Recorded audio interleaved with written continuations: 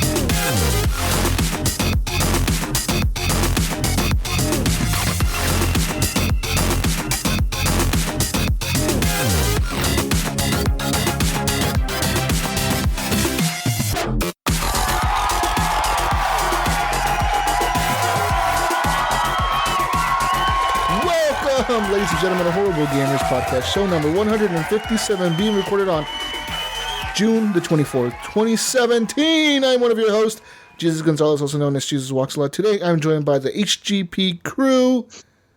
First off, from the Great White North, the Canadian province of... What province is he from? I don't know. Ontario. Ontario. Ryan Gibson, welcome back, Ryan. What's going on, everybody? Another week of Horrible Gamers. Let's do it. That's right. And also from 8 Mile, the great Eric Smith. Epic Eric. Welcome back, Eric. Yo, what up, dog? Okay. And from the West Coast, the best coast, Gunny Chief, Henley Merrill. Welcome back. What's up, guys? How's it going? Gunny. From Cali. The great weed coast. Yeah. The weed coast of the country. Bay Area, the 707. Oh, whoa. Calm down. You're scaring me. Throwing up gang signs. No shit. If you want to follow us, you can at Twitter @_horriblegamers. You can also leave us a voicemail on 971-319-1421.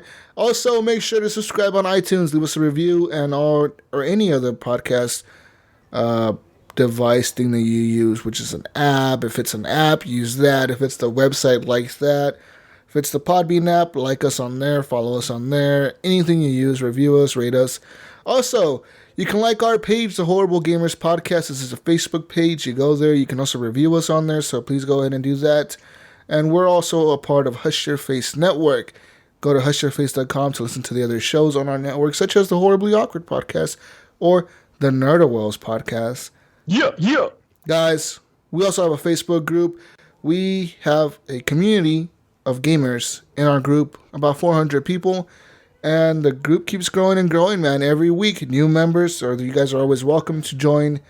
It's a close group, so anything you post in there, it's not posted to your public feed, so if you don't want your boss to know that you're a gamer or whatever for some reason, then you go ahead and post in our group, and nobody else can see it but us. That being said, guys, let's talk video games. This week, I play video games, you guys play video games, so I want to start off real quick, mention some of the games that I played.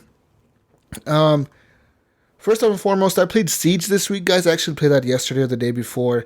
They did an update to this game, guys. Big update. So now when you matchmake, instead of you know how before you would go to ranked multiplayer or whatever, or multiplayer or terrorist hunt, it would put you in that screen where it was loading and you had to wait for the four people to show up. Now it just kicks you back to the main menu, and you can do whatever you want. You can go to the store, you can customize your operators as you're waiting. Oh, nice. And on the top, they have a timer that says, searching for match, and it has, a timer going. Then once the match starts, it says, found team, and it'll just pull you into the match to select your your guy or whatever, your operator, and then you go into the game. So they switched that. They also did some tweaks to the different the UI. Has some tweaks made to it. The game, they did some balancing changes as well to some of the characters. They kind of nerfed some guns, made some better, and they're gonna continue to update the game. Right now, they have it's called Operation Health, and the reason they call Operation Health is because it's the way of the team. The Rainbow Six team over at Ubisoft making the game better. That's why they're calling it Operation Health. Have you played that, Gunny? No, I haven't played it in quite a while. It's probably been at least a month since I played it. Yeah, same here. It's been a while for me to. Just been playing other things. Yeah, but that game is good. I mean, I go back to it once in a while. So I did that the other day. Another game, guys. What? Yeah, it's funny how they're always talking about tweaking Ash. She's the, for the listeners, she's the one with the shotgun. Yeah, well, she's the one with the shotgun and she has the submachine gun, right? And she's the one that shoots the grenade into the wall and it blows up.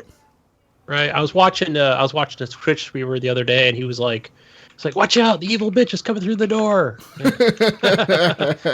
she'll ruin you because she can run pretty quick." Yeah, she can run pretty fast. The one that's also really good, in my opinion, is Valkyrie. She's the Navy SEAL one that has the shotgun and she has the Desert Eagle. Oh man, and the cameras. I like using her. Yeah. But that shotgun and that Desert Eagle are so powerful, dude. Like that Desert Eagle can take you out with 2 shots. It's fucking crazy.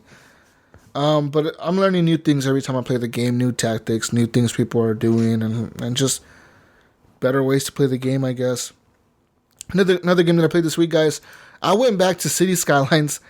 My city is mega now, dude. Like it is fucking huge, guys. I have like 90,000 citizens in my city now. I have 9 or 10 of the big grids to develop on. I have an international airport now. I have a lot of the wonders. They're not really wonders. They're called like special buildings or whatever. So like one is like the space elevator. The other one's like a big 5-star hotel. The other one's like the Statue of Liberty. One's like a big mega office building. One's a video game developer building. Another one's like just different things like this, right? So I have like most of them now. The city keeps growing. There was a point there where I was losing a lot of people and I didn't know, or like I was losing a lot of stores because I had taken out all of my factories and I switched them all to like the forest bullshit factories. And there wasn't enough material being produced, so I put a train station in to get like goods from other cities to import goods. So then that kind of started leveling up, but I still couldn't keep up with the demand. So then I added shipping ports. So now I have 3 docks. One is for tourism. One is for like connected to like a train track. So like it brings in shit from trains and it exports them from other cities and for us as well. And I got another one just for cargo. With that being said, my city is booming, man. That game's good, but good. Yeah, it's I don't know. I go back and forth. Like sometimes I really want to play it. Sometimes I'm like I don't want to play this. So I don't know. It's a love and hate thing. I noticed you have this on Steam, Gunny. Oh. Don't you? Oh, yeah, I do have it on Steam. It's one of the first games I've ever bought. But I've been contemplating whether I want to get the Mass Transit DLC for it. It's a little pricey right now. Give it a try. It's like $14, what is that Mass Transit add? Where is it at? What does it add? So, from what I watched on YouTube, it looks like it adds, like, obviously the train tracks, the subway, or the above ground rails. Oh, okay. I think underground too, but it adds like it'll add train stations, different ones for like commercial goods and whether it's for like commuters, stuff like that. That's weird because that seemed like I already have that in the game in my game, which I don't know. I think you do because I noticed on Xbox it's $39, but if you go to like whether it's Steam or if you look on CD keys, they're listed differently. Like there's so it's like 2 separate disasters. things. Yeah, it's all the DLC. together on Xbox because I already have like the subway. I have a bunch of subway stations and shit around my city, and I do have train tracks and shit leading up to, like I said, cargo ports that I have. There's tons of trains that go into my city though, man. Like at least every minute I have like 10 trains going into my city, like, and they have to like legit stop and wait for the other one to leave so they could go in and drop off stuff or drop off people. You need to make separate train stations. I do. I have like 4 of them. So my city is growing, and I'm glad it's growing, and I'm glad it's doing good. Another game that I played this week, guys, of course, I went back and played some more Gears of War 4. And I'm stuck, Eric. I need help. Where are you stuck at? The Brumac. That big motherfucker that comes out. I tried to hop in and join your game, but it wouldn't let me. So I'm so stuck on there. Me and Jonathan Hall were playing last night. He jumped into my game. I said, Jonathan, join your game. And I was like, oh, shit. Like, and I invited him to my party. He's like, hey, I'm in your game. Oh, look at me. I'm the black dude. I'm like, oh, that's cool. And we played for like quite a while, like a long time. And then we got to the Brumac, and we just kept dying and dying. Are you in the mech suits, like the big robot? No, what? There's no mech suit in there. Oh, there is, but later on in the game. Well, I already did that. I already did some parts with the mech suits. I'm just in the part where you're in the big room. There's the generators. The big dude comes out. He's on top of the big fucking monster thing. And he's the one that has Maria or whatever, the chick's mom. Okay. And he's up there with like, oh, I'm going to kill you, motherfuckers. And then you have to like fucking blow up the generators, which we did. And the pimples pop up. Yep. Then you have to shoot the pimples. But it's really hard. It's really fucking hard. Like, I'm having a hard time. What difficulty are you playing on? Like the normal one. So like, I'm having a fucking hard fucking time. I don't know how you're having a hard time. It's just... Yeah.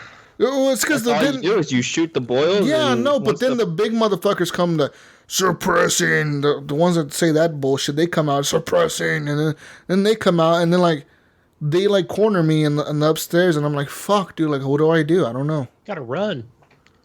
I think. And then Jonathan just left my game in the middle of the game. He just like left. Yeah, he just fucking quit on me. I was like, "You want the fuck, Jonathan? I can play with you tonight if you want to. After I want to finish that because I want to get past that. I'm fucking dude. I'm stuck in that shit. I'll help you. It's so annoying.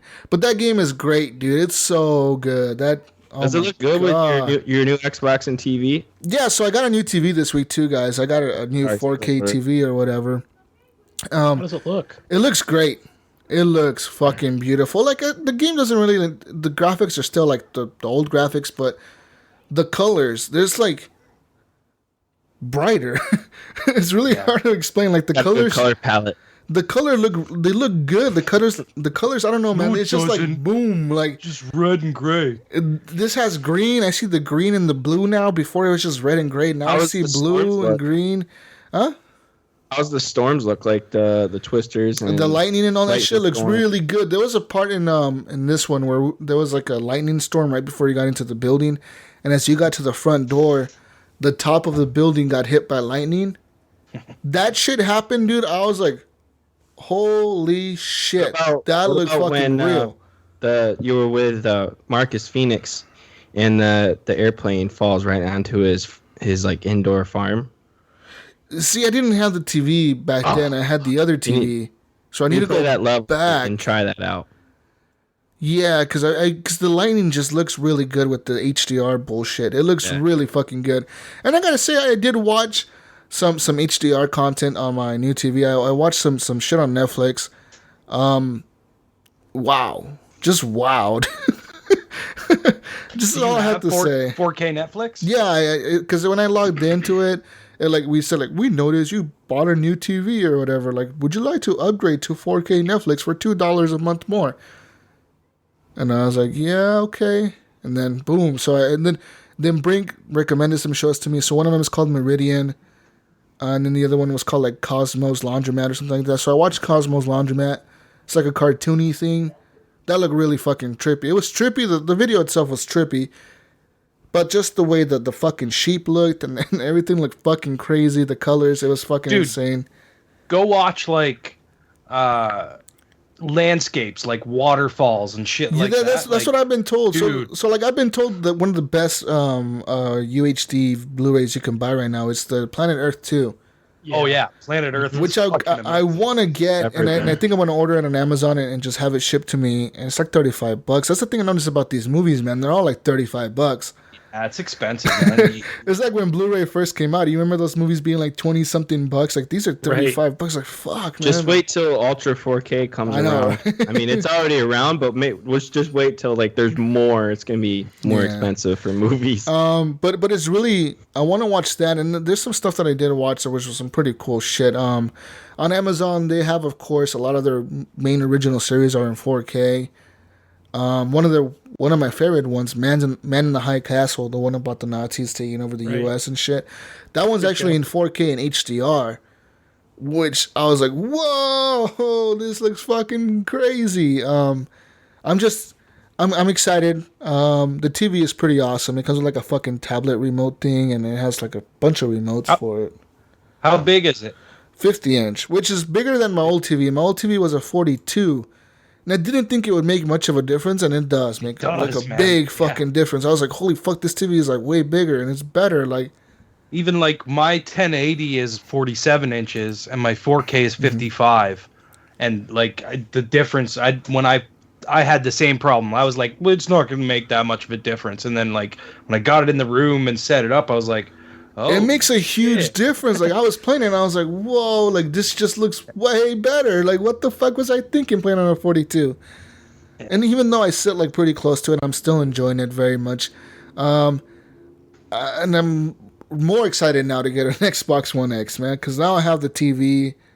I'm set, like I want it now. So like, and I legit thought about buying a PS4 Pro, but I don't want to because I know for a fact I would return it, or as soon as the Xbox One X came out, like I would not even touch that thing. I don't think.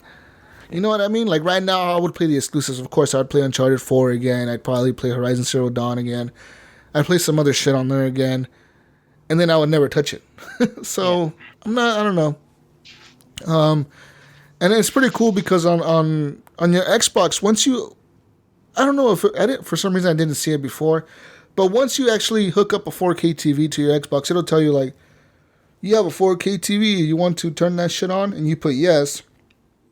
In the store, the dashboard goes to 4K.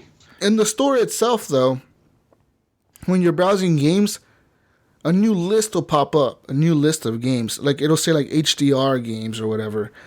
And then you go on there, like, it's really weird. Like, you just see a list of HDR games, and it'll tell you, like, all the games that are HDR on the Xbox One. Which I have, not a lot of them, but I have like the good ones that I kind of want. The only one I don't have is Forza Horizon 3. I don't have Final Fantasy 15 either. I really want those. But, I mean, I could wait for Forza to go on sale again, which it will, because it's been on sale like plenty of times already. So right now it's full price, and I'm going to wait for a sale on that. But, I mean, I have like Gears of War 4, which everybody says like that's the game to play. If you're going to play one in HDR. Like, play Gears of War 4. And Forza Horizon 3 is another one, but I have the other one. I have like Hitman, and I have the other shit, so we'll see. Cool. But yeah, guys, new TV, new Xbox, yay! Pretty awesome. But yeah, I played Gears of War 4 on that, Eric, and I'm stuck, but I just gotta say, that game is fucking cool, dude. Like, it is by far the best Gears of War game that I've played. And it's just it's up there. It's just in terms of gameplay, because I think they just did it different this time. It's just more. Well, what they played it safe for this one. They kind of did the same old Gears of War tactics, but they're really gonna dive into it and really change things for the next one. And that came from Rod Ferguson, because he wanted to get a new game out there. And to have the fans play something they know and love, but they're really going to change some stuff up for 5. I'm intrigued and excited to see what happens with the series, but I don't know what they're going to do after 5 and 6. Yeah, I guess they could go like a Halo route and have a real-time strategy game. Right? Like an XCOM style game or something. As long as they keep the story good. The other game that I played this week, guys, of course, was Friday the 13th. That game actually right now has a new patch. Another patch, actually. Yay! And then a new character. They have Retro Jason in there now, which is a new Jason. He's like a purple. It's just a skin on one of the Jasons that makes him into the actual Jason from the 8-bit video game. Which is pretty cool. So they have That's Retro why it's Jason. Purple and shit. But they also gave away 13,000 CP points what the fuck does CP stand for? Something points, right? Credit points. Credit, something like that. Something points. It's the money that the money you used to buy perks. Yeah, to buy perks and shit. So they give everybody across all platforms, Steam, PlayStation, and Xbox, 13,000 points for all the issues they had on launch, from the beginning, which is pretty cool. I mean, all you have to do is log in. Roll a bunch of perks. Yeah, you just log in and roll perks, man, because you have 13,000 points. That's a lot of. It's 500 points per roll. You get 3 perks each roll. It's pretty cool of them to do that. But I was playing last night, dude, and I played one match, and I escaped by myself, which I never thought this was gonna happen, Ryan. I was in a public match, so like I wasn't cheating with CeeLo this time. I spawn in, I hear the kill, and all that bullshit. I'm like, oh fuck, he's near us. Like I knew he was near us. For some reason, he went across the map first. He like teleported across the map. I find first house I go into, open the drawer. First thing I pick up, car keys. Boom. I'm like, well, okay, I have the car keys now. I'm like, fuck, I suck at driving though, but okay, I have the car keys. Next thing I find is a map. I look at the map, the car is literally down the road from me. I fucking go down the road. There's like fucking 4 people near that big house where the car is. And Jason was inside the house killing 2 dudes while 2 people were outside. One of them was putting gas in the car and the other one was doing something else to it. And I was like, fuck, it needs the battery, so I need to go find the battery. So I went back to the cabins, near the cabins that I was at, looking for the battery. First cabin I go into, the battery's right there. I'm like, holy shit, like, wow. This couldn't be any better, dude.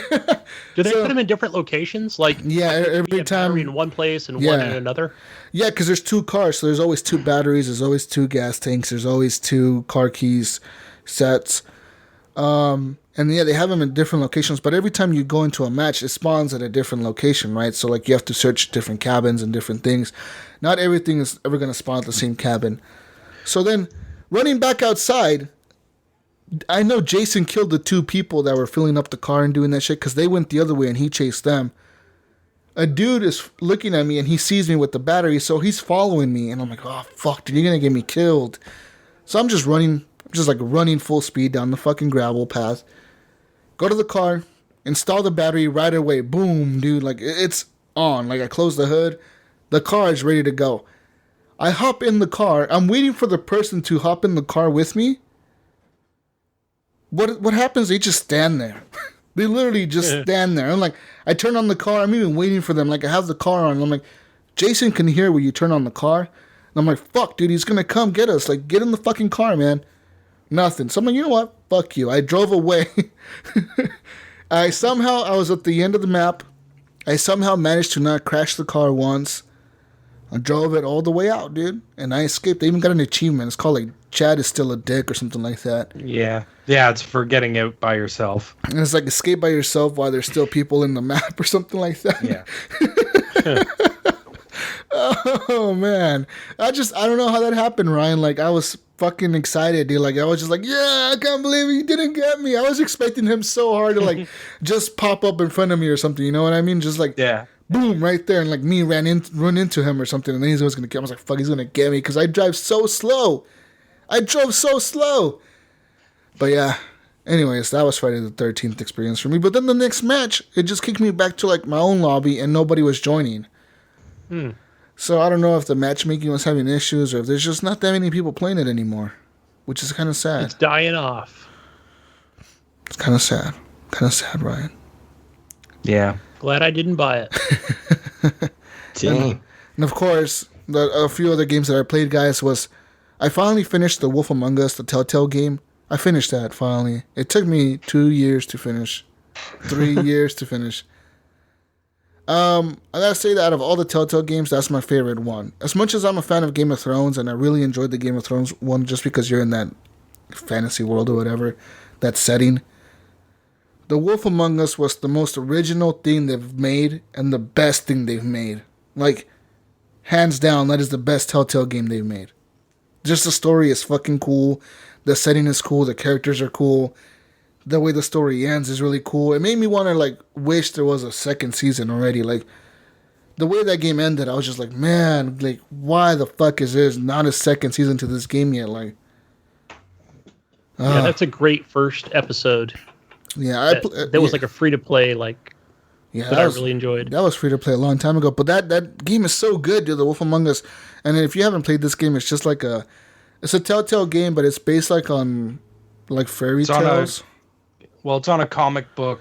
Yeah, it's based on a comic book called Fables. Yeah, it's just about like Snow White, which I hear is amazing. Beauty and the Beast. Yeah, it's a really good comic.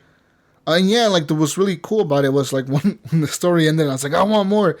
What do you think pops up? Like a thing that says like, if you really enjoyed this Telltale experience, make sure to check out our comic books. I was like, I wish I liked to read comics. I think it's in paperback too, as well, from what I understand. Yeah, there's a trade. You can buy a trade. But yeah, that story is good. I really enjoyed that. And then I went back and I did The Walking Dead episode 1 because I have season 2 on my Xbox, and I was like, how do I have season 2 and I haven't even played it? Like, I just bought it and never played it. I paid $20 for that and never played it. I was like, I need to get to it.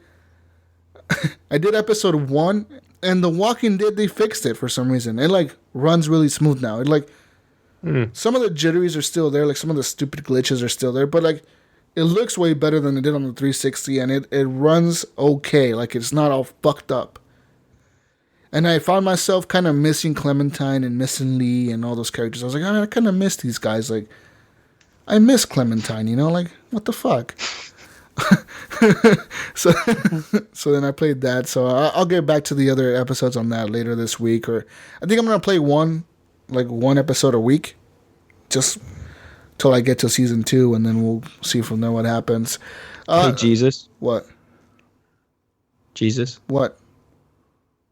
There's a rumor going around that their season 2 of Wolf Among Us has been secretly announced. Ooh. Because there's I'm on telltale.com and discussion, all that.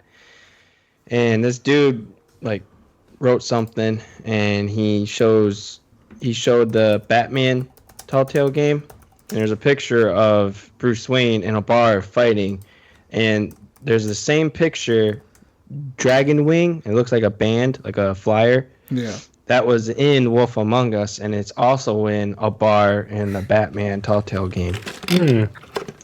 Very interesting. That'd be so cool, dude. I so want to play a fucking season 2 of that game because it's just so good. I want to be Big B Wolf again and shit like that. That's it. I was trying to think of his main character name. Big B. Big B. Big bad wolf. Big bad wolf. Guys, finally, but not, finally here, my last game on the list is, of course, the new Battlefield experience on Battlefield 1. Knights of Neville map, I think that's what it's called. That map is really, really, really, really, really, really good, guys. If you have not tried this map, I highly suggest you go to your Xbox, you download it or whatever on Battlefield 1. I'm not 100% sure if you have to be a premium member for it. Do you know this, Gunny? I don't think it is, because when I was playing earlier, it said to play the new map. So it may be like it's just a free map they released, because there's only one map, but it's not like a map pack. It's just one map they released. Yeah, it's just a single free map. So I think it may be free for everybody, which is really fucking cool. It's part of an update. Yeah, it's their June update or whatever, because they did their June update recently. But I didn't get a chance to play that map, Gunny. It is fucking massive. It is the biggest map I think they've done yet on Battlefield 1. It's fucking huge. Like, when I say it's huge, dude, it's just big and it's nighttime. So, like, what this map has that the other maps do not have is trenches. A lot of trenches. So, like, you basically start off in Conquest, and you have, like, one side, like, it'll have, like, lights and, like, spotlights and, like, machine gun nest, and, like, it'll have, like, no man's land in the middle, where it's kind of like a flat land. But then, like, near around that flat land, there's trenches all around it, dude. And, like, That's just nice. Shit blowing up, and there's rats crawling through there, and there's just fucking hell, dude. The thing that I found out about this map, though, was the way teams were playing. It was like Ring Around the Rosie, dude. Like, so, like, 20 of us were on the team, running together, capping flags. So as we were capping, like, A, the other team was capping F. And then we moved to B. they moved to D. You know what I mean? So like it was just like a circle, literally a circle. We were just all going in circles like the whole match, like capping flags. I'm like, why don't we just stop here and go across the map and stop them, and then go kill all of them and then go around again? Like, but no, it was just the way people were playing. I was like, oh, this is impossible. Because for a while there, me and my squad tried to stop them, and it's impossible, dude. Like when you have 40 people coming across the land. You got to get a couple squads together. And you have your squad, which is like 5 people standing there trying to take out 40 people. It's just impossible. You may take out like 5 or 10 of them, but you're not going to take out the whole 40 of them. But they added new updates to Battlefield 1 as well, Gunny. So now when you go into the matchmaking, it does the same thing Rainbow Six Siege does, but it also has a new thing at the end of the match. It'll, like, you know how Overwatch and games like that and Siege, they kind of like show the winning team standing there like all posing and shit, like with their guns. Oh, yeah, yeah. They have a new update now where like if you get top squad on your team, the winning team, or on your team, I think, if you get the top squad, so like the best squad in the whole team, it'll show your squad like in the map. It'll show them like all standing together and shit, like posing for a picture. It's really fucking cool. Like, it's a little thing, you know, something kind of like, it's not nothing major, but it's kind of cool to see them updating the game to make it similar to other games like Overwatch, which is really good. I think you were always able to continue browsing in Battlefield 1 while the game was searching. I think so too, yeah. But the other stuff you mentioned, that's also new. Yeah, so but check out the new map, Gunny. We need to try that map out, dude, because that map is so good. Yeah, I've only seen gameplay of it, so can't wait to play it. So yeah, and then I want to give just a big shout out to Wingman and Brun of this Xbox Live, because I played with them last week and this week. So did I. Yeah, they're fun people to play with, man. They're all just really cool, and I started using my Elite controller again, like you're supposed to use it, like with the paddles. And it's really hard to get used to that for some reason. My brain is not programmed to hit paddles. Dude, the Elite controller is dope when you're playing Gears 4. But I can't hit paddles, dude. Like, my brain isn't programmed to hit fucking paddles. I was the same way when I got the Elite controller, but I used it and I got used to it because it's so much easier. So on Gears, what do you use? You just D-pad? I use instead of the D-pad to switch your guns, left and right, so the Gnasher and Lancer. Yeah. I use the bottom the bottom two, and bam bam. It's much quicker and it's easier in my opinion. So I went into the settings and reconfigured the layout. So yeah, I think I might have to do that with Gears, because I already have a setting for Battlefield. In Battlefield, I have the reload and the switching weapons on the top paddles. And you can have Battlefield be on number 1, and then you can switch it over. Gears of War be at number 2. That's true. Yeah, but what if I'm playing other like normal games? Like I just use a different controller. That's what I do. No, you can change the profile on the fly. You go into the accessories app and you can just switch to a different profile. Well, it's probably just under default. It's just I'm too lazy to switch to the Xbox app.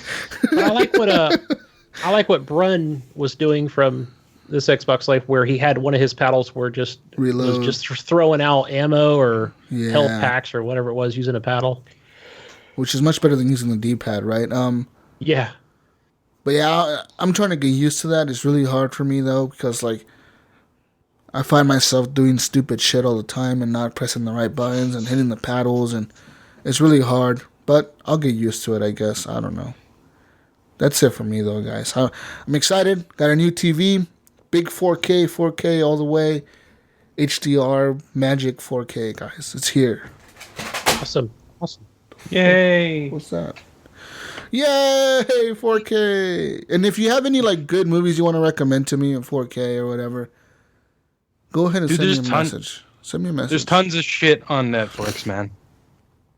Is there? Tons of shit, yeah. I'll have to check some stuff out. I heard House of Cards is in 4K and shit. Yep. All the main shows are in 4K. Right? Yeah.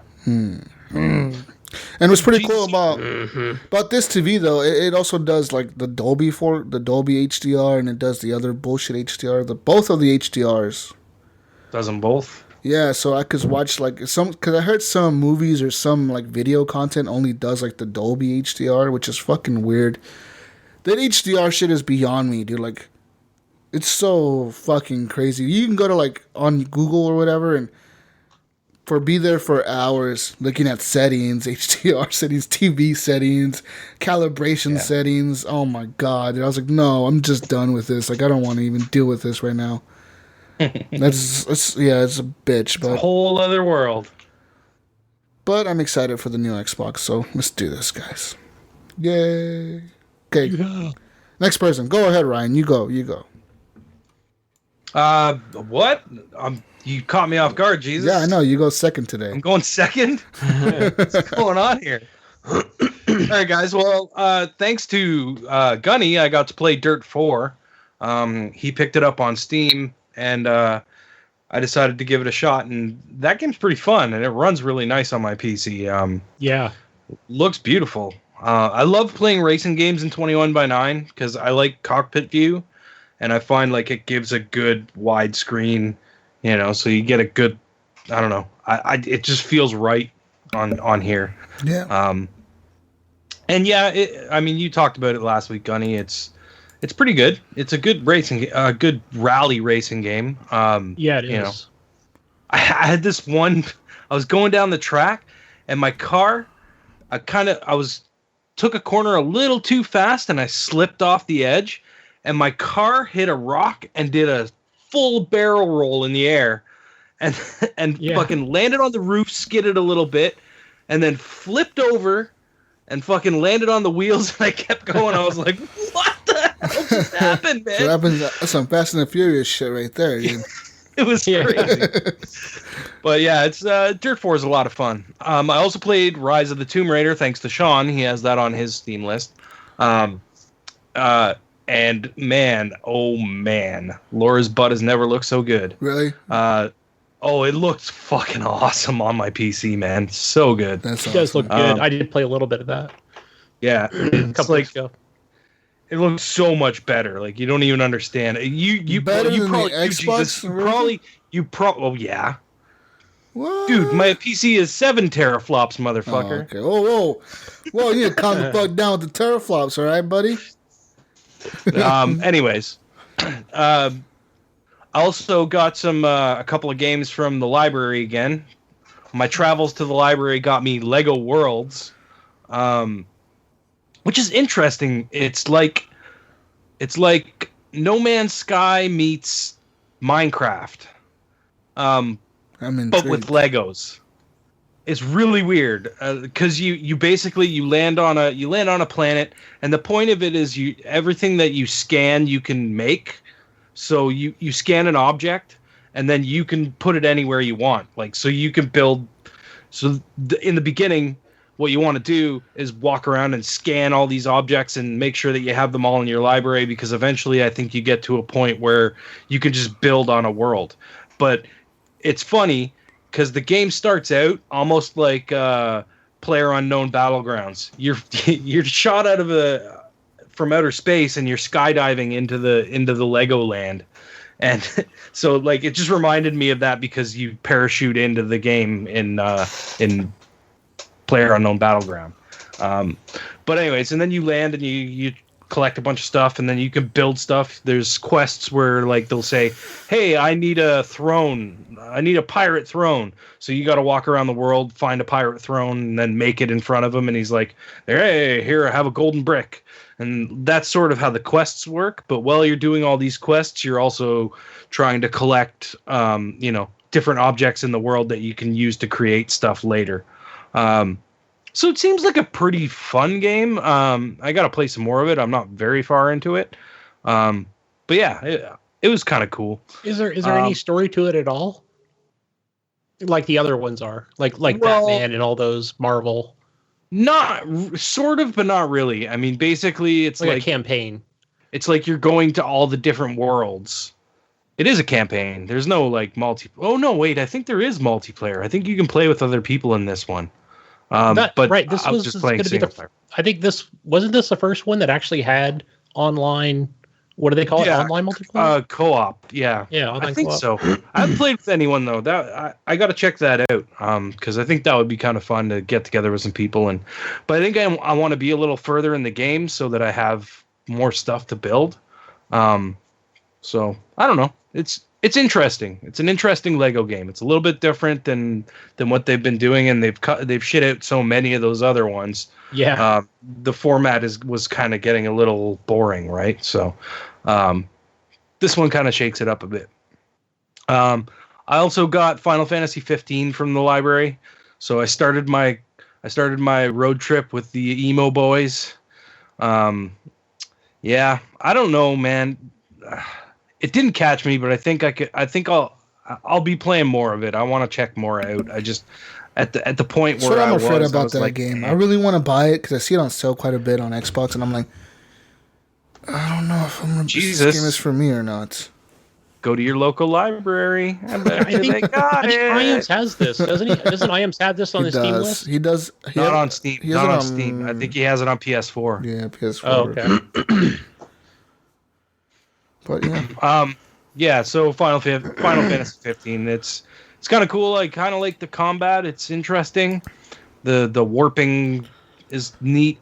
A neat little trick. It's more like a Kingdom Hearts game than a Final Fantasy game because it's not like real time or it's not like the pause and pick your spells and pick to either hit someone or whatever, right? It's actual real time combat, so it's a little different. But I'm liking it, I guess. So then another game I borrowed off you, Gunny, was Hatred. If you ever wanted to be a serial killing mass murderer, this is the game for you. Because holy crap, how do you like that when it first starts out? What it is? Yeah, it's interesting. I mean, it's only a few seconds, but Hatred? you're just like, I'm going to take out as many as possible. Yeah, I hate everyone or something crazy. Yeah, he's just basically snapped, and he's a serial killing motherfucker, and he walks out. Basically, the game starts off, you walk out the door and just kill whatever's in front. So it's basically the game Postal.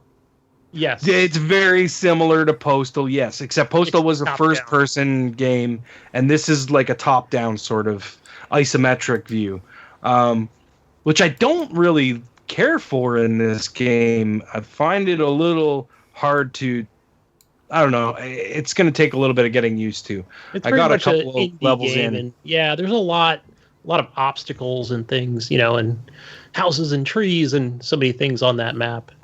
Yeah. And it's cool though, like basically you kill you're killing everything around you, and all of a sudden the cops all show up. So what you want to do is you want to kill a couple of guys, and then you walk up and you can push. I was playing with the controller, so you can push Y to execute, and then you execute them, and that refills your health. So every once in a while, you want to make sure you execute someone because it refills your health, and that's how you keep surviving and moving along in the game. At first, I didn't understand that, and I kept dying, and I'm like, what the hell am I doing wrong? I can't even get past this first thing, and then I realized, push Y to execute. So I started executing people, and then I realized, that fills my health up, and that's how you just continue on and keep going and going and going, and it's kind of fun. I don't know if you really, if that's your thing. I remember when this game was announced. It was a lot of people were like, "This game's too evil."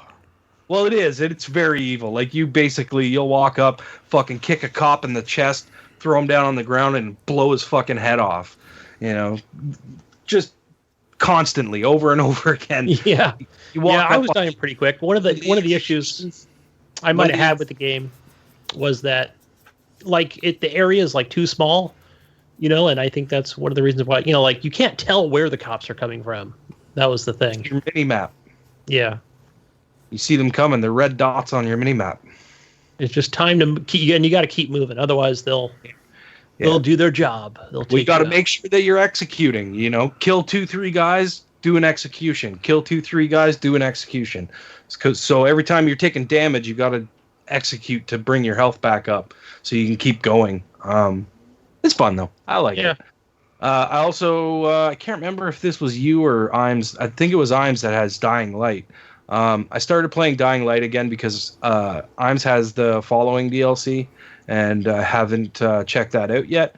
Problem is I got to get to a certain level, I think, before I can even touch the following DLC, so I actually have to play through the game again. I finished it on Xbox and Xbox One. So it's going to be like something that I'll just play every once in a while and plug a couple hours into. Yeah, I did play that campaign on Xbox. Finished it. Oh, it's such a good game. Twice. Did you ever play that, Jesus? Dying Light? I played a little bit of it. Where that's the one where like the zombies. You run really fast, right? Yes, and you were doing all the parkour on the roof. And then the nighttime comes and your timer goes off, and then the crazy fuckers come out. I played a little bit of it, not very much. I didn't really like it. Oh man, it's such a good game. Yeah, it didn't catch me. I think it was one of those like I was tired of zombie games moments that I have. Yeah, I know. It came out at a time where there was a shitload of them, right? So. Too many zombie games. Too many one of those like run around shooting things, and I'm like, fuck this. Yeah. So I also played. I went back and threw in Battleborn, and started playing that for a little bit. That game is great, man. I really like that game a lot, and it's free to play now, guys. Just so you know, you can download it for free. I think you get like some characters. I owned it. I bought it when it came out, so I got a whole bunch of like gold and money and stuff for being a founder. But I'm not sure how many characters you get if you have the free to play version. Eric, I know you downloaded it, but you haven't even started it up yet, have you? No, I was gonna start it up when we were gonna do a little buddy stream, but you bailed on me. Oh, I got busy, man. Are you around tomorrow though? Maybe. I have to see what's going on after your church stuff. Well, I'm doing both services tomorrow for sound. I don't know. I never know what the day brings. So I'll let you know if I'm available. Play some. Yeah. Guys, if you want to join, let's all play some Battleborn. Yeah, I'm downloading it right now. I got the trial. I mean, free trial. That's what I got. I didn't get no like download the article this. I read says that the trial is there's no end date. There's no end date. Oh, you can just play it. If you want to pay $20, I think you get a bunch of characters. So I think the free-to-play version maybe gives you 2 or 3 characters that you can choose from, and they rotate. And then if you find a character that you like, you can purchase that character. That's the way I think it's going to work, but I'm not sure. We'll find out when you load it up. But like I have like all the characters except for 4, I think, unlocked right now. So cool. But yeah, so go check out Battleborn. It's a lot more fun than people give it credit for. I think that game would have been more successful if it came out like around this time. Yeah, rather than when it came out when it did. Instead of when Overwatch came out. I mean, look at how well. I mean, well, I'm just getting this from you guys. Guns of Boom, you know, tons of people are playing that game. It's basically almost the same game. It's just a mobile game. Yeah. Well, no, it's different. See, well, Guns of Boom is just basically death matches, right? Death matches or capture the pretty much and auto fire. Yeah, it's all. Whereas in Battleborn, there's an actual story mode where you play co-op with whoever. You can gather 3 people together and you can go through these co-op missions. And then there's also the versus stuff, which is like pushing minions forward to destroy a point or whatever, right? And you're building these little points up where there might be machine guns or something that heals you when you walk past it or whatever. So you're trying to push all your minions forward to defeat their whatever the final objective is. And then there's just a deathmatch thing. Like there's a bunch of different modes. That's the cool thing about the game is it's not always the same thing. But yeah, I suggest checking it out. It's free to play. You can check it out, man. Why not? And then the last game I played was only because you guys talked about Gears of War for so long was Guns of Boom. I thought you were going to say Gears of War. No. More Guns of Boom. I said last week that I wasn't going to talk about Guns of Boom anymore, but you guys keep bringing up Gears of War 4. So as long as you bring up Gears of War 4, I'm going to bring up Guns of Boom. Guns of Boom is still fun, but not as fun as it was in the beginning. Because now... Did you buy any guns? No, I haven't spent any more than the $5 that I spent originally that I mentioned last week. But it's...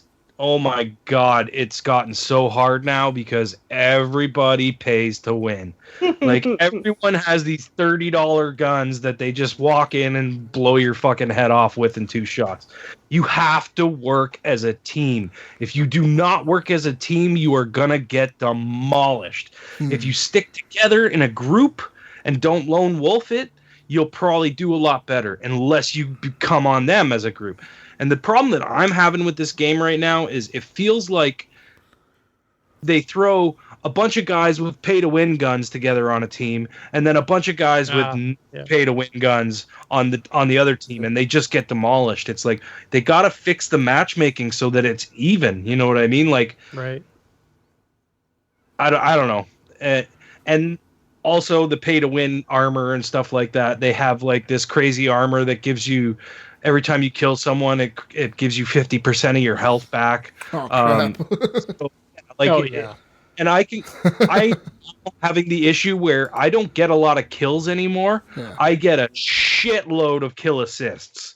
Like, I'm talking like 12, 15 kill assists and 2 kills because I can't kill anybody. Yeah. Like, guns are not strong enough to kill anybody, but I can do a lot of fucking damage, and someone on my team can walk in after and fucking, finish them off. So that's what's happening with me, and it's like you don't get nearly as much experience for the kill assists as you do for an actual kill, right?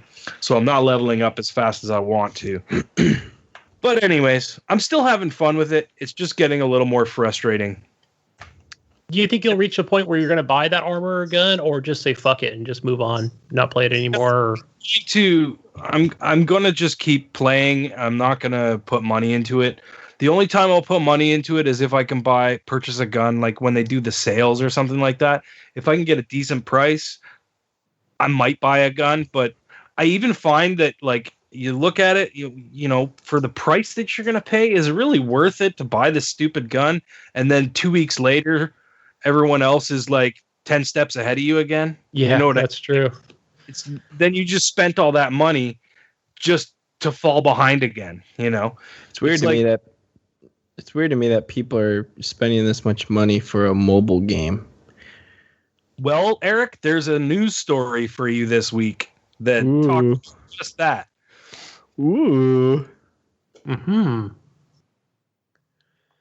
That's all you've been playing?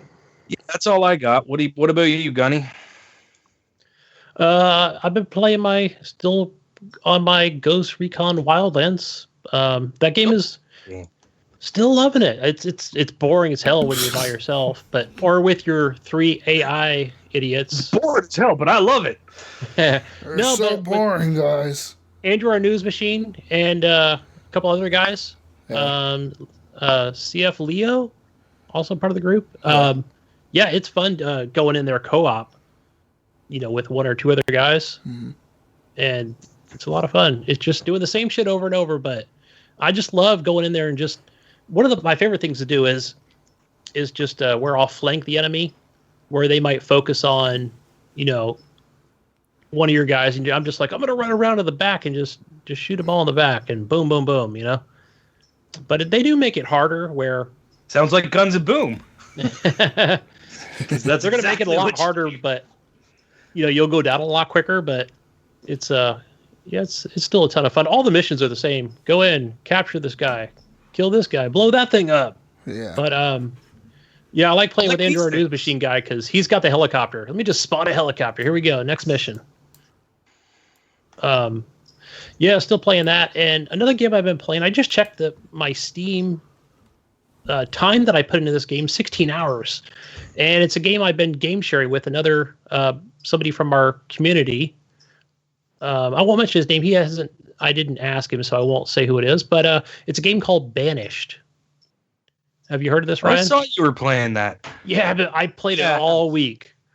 And it really ticked me off today, and I just quit because it's just one of those like it's like a city builder, except more of a Little House on the Prairie style. Back in like maybe the good old days. The good old days. That's when we had everything's a farm, and you got to get the farm so you can feed people.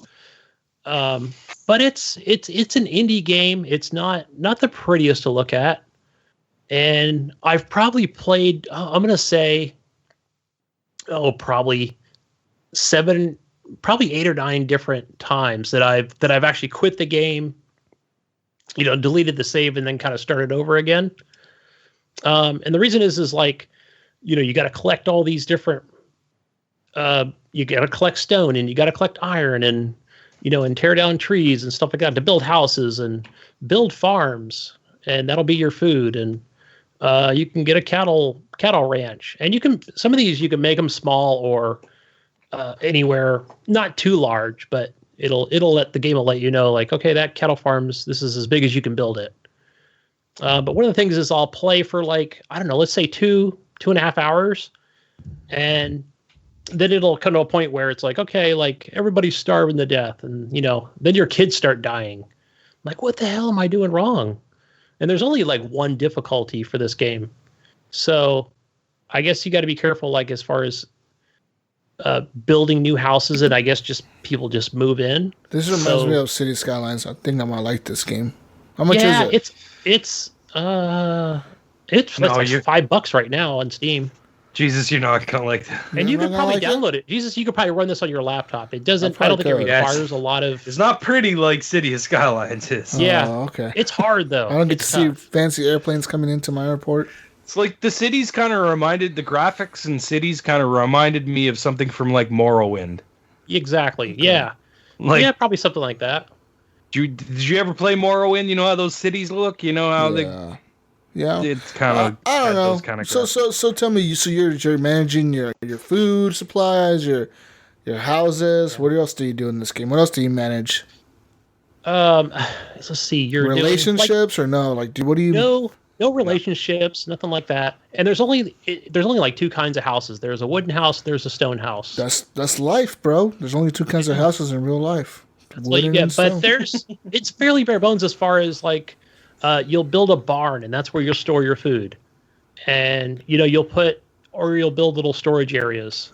Well, those don't really need to be built. They just need to be placed down in different locations where, okay, that's where your wood's going to go. And you're going to get a woodcutter, and he'll have his own little place. And, you'll have like a hunter, and he'll be out like in the woods. And like, you'll just have like a regular like rocky path, or you can make a stone path to where they can get from A and B to faster. Okay. But one of the things like I'm finding where like, okay, like stone seems to be everywhere, but the iron's not. So I thought, okay, I'll open up a mine, but I don't think I'm yielding enough iron in there for, to have. One of the things you really manage is the people as to where they work, like how many work at a farm, how many are at the fishing camps, shit like that. So it's I don't know. I feel like I got to a point the other day where it's like, okay, people started dying off, and I'm like, no, I got to wait for my fields to get like 100% yield of whatever fruit's growing. I think you only get like plums or something or like that, or apples. It's like, fuck, they're just like dying off so fast. And there's mods on a workshop, which is helpful. But for some reason, I don't think they're helping very much. Like I'll say, okay, more iron for, each time, that I collect iron, I'm going to get more out of it or something. But I don't know. I don't think it's working very good. But I did put a lot of time in it. I think I'm going to go back and maybe try it a few more times. I kind of want to check this out, honestly. Yeah. And it's like this relaxing music, like next week. All I played is Banish. Yeah, I know, like.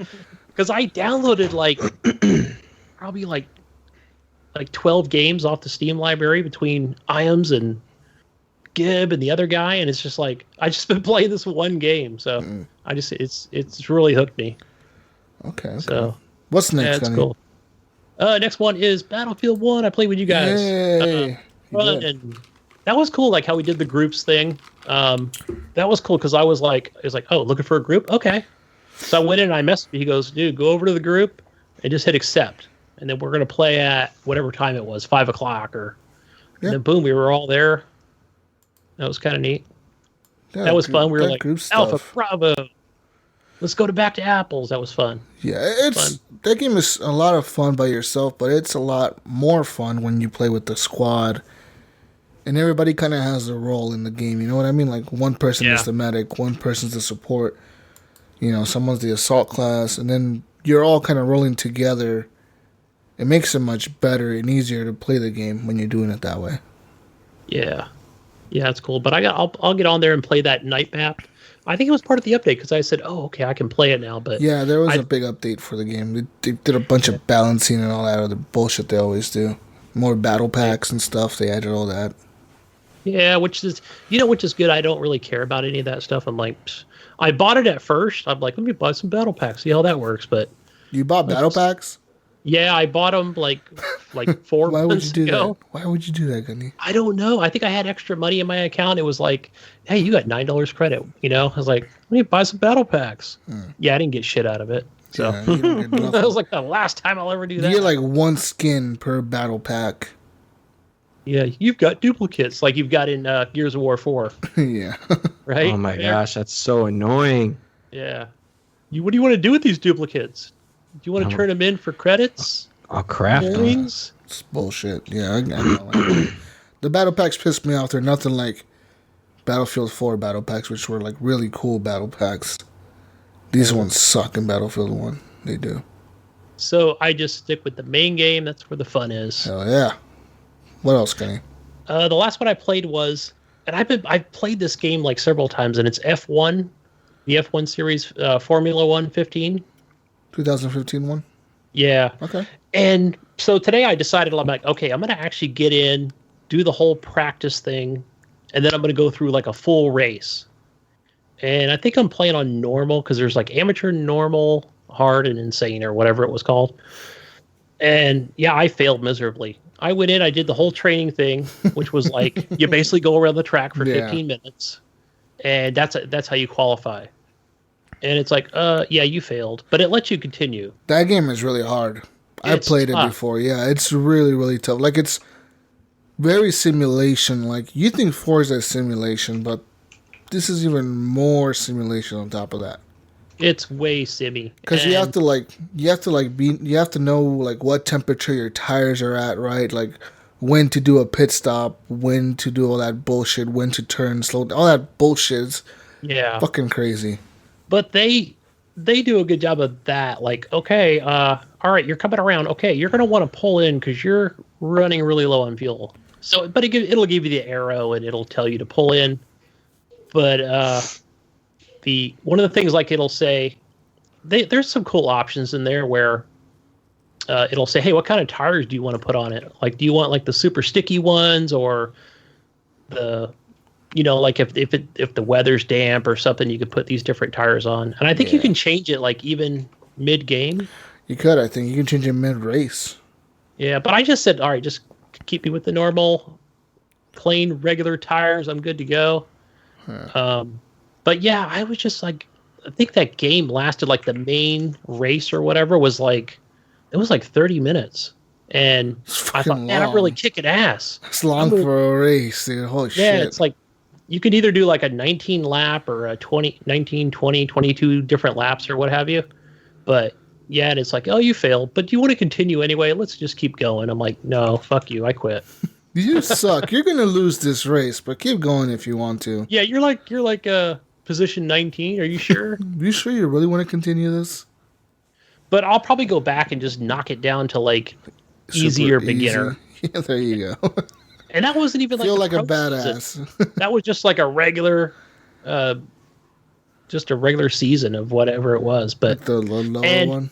The other thing I didn't like was like, okay, you're coming around the track, and you know how people are pitting at different times. Yeah. So yeah, I mean, whether you're gaining or losing time, and like, let's say if a car comes up behind you, and like the announcer guy's like, okay, leave a gap, let that person by because you're not racing the person behind you. let them go by. And if you don't like let that person go by, they'll bump you off the track. Like the game, I think. Yeah, because you gotta let them go by, dude. They're like in first place. You're like in 19th, and they're ahead of you by like a whole track. Right? Yeah, they're like it'll tell you they're like 30 seconds or 45 seconds. Yeah, these guys are like 5 laps ahead of you, Gunny. Go ahead and let them go by real quick. Well, you know what I do? I just throw up the middle finger and say, "Fuck, you're not getting by." Fuck you! I'm gonna block you, motherfuckers. And they just end up spinning me out. And I'm like, oh shit! Oh, so frustrating. Oh, Gunny, man. Yeah, I always found those F1 games to be really frustrating. They're really hard because they stick to what F1 racing is like, and if you're not a big fan of that, or you don't know the fucking rules or what the fuck they're doing, right? You're not gonna enjoy this. Yeah, I didn't even know like the whole game. I was like, "What's my name again?" Like it doesn't tell you. There's so many names on the screen and in the menu itself. Like, wait, who did I choose? This is the guy in the red suit. So it's a little confusing. But yeah, I did get it down where I think I was mid-race. I was like, fine, just pass me. I'll leave you some space. But then it kind of lowers your time for each, minute or each lap that you do. Like it'll show whether you did better or, worse. So I don't know. Yeah. I don't know. I just know that the people that are really into that type of game, they really like those games. And there's people that are just like us that don't really play, don't know shit about F1 racing. We get into it, we're like, what the fuck is this game? But people that are really into it, they really like it, dude. They say it's good. I like that. Ricky Booby. Ricky Booby. What happened? Ricky Poppy Le Pew. One thing I think I love about the Forza 6 games is, like it feels like you're always with the pack, like you're always trying to pass them and they're always trying to pass you. I think in Forza the AI is kind of dumbed down to like always kind of like make you think you're gonna win or like keep you kind of close to them. I think that's what it is. Yeah, rubber banding it. They kind of stay close to you all the time, and even if like you're ahead of them, they're always close to you, and they're always kind of like depends on what difficulty you're on, though. Yeah, I usually just choose. If you're on a harder difficulty, they will be gone. If you wipe out, they're gone. See you later. Yeah, I don't know, but I heard there's going to be a new NASCAR game coming out too as well, which they haven't done in a long time. Yay! We can turn left. Go real fast and turn left now. Mm-hmm. Yeah. No, but hey, man, like people really are into this type of shit, guys. Like they really like it. So yeah, you Americans love your NASCAR. That's right. I hate NASCAR, bro. America, hate it. Yeah, but the southern states, they love. No, it's. I mean, it's Michigan is it. Michigan's filled with a bunch of rednecks.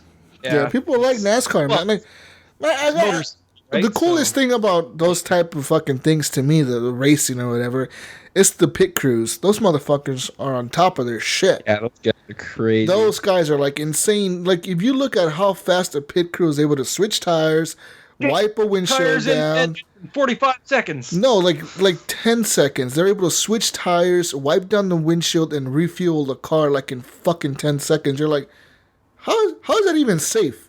How, as a driver, are you supposed to feel safe that you're going 300 miles an hour on a tire? These guys switched out in 5 seconds. You're like, what the fuck, dude? I don't know. I wouldn't feel safe. Have a lot of trust in your pit crew, man. Yeah, man. To be able to switch a tire that fast, that's kind of scary to me.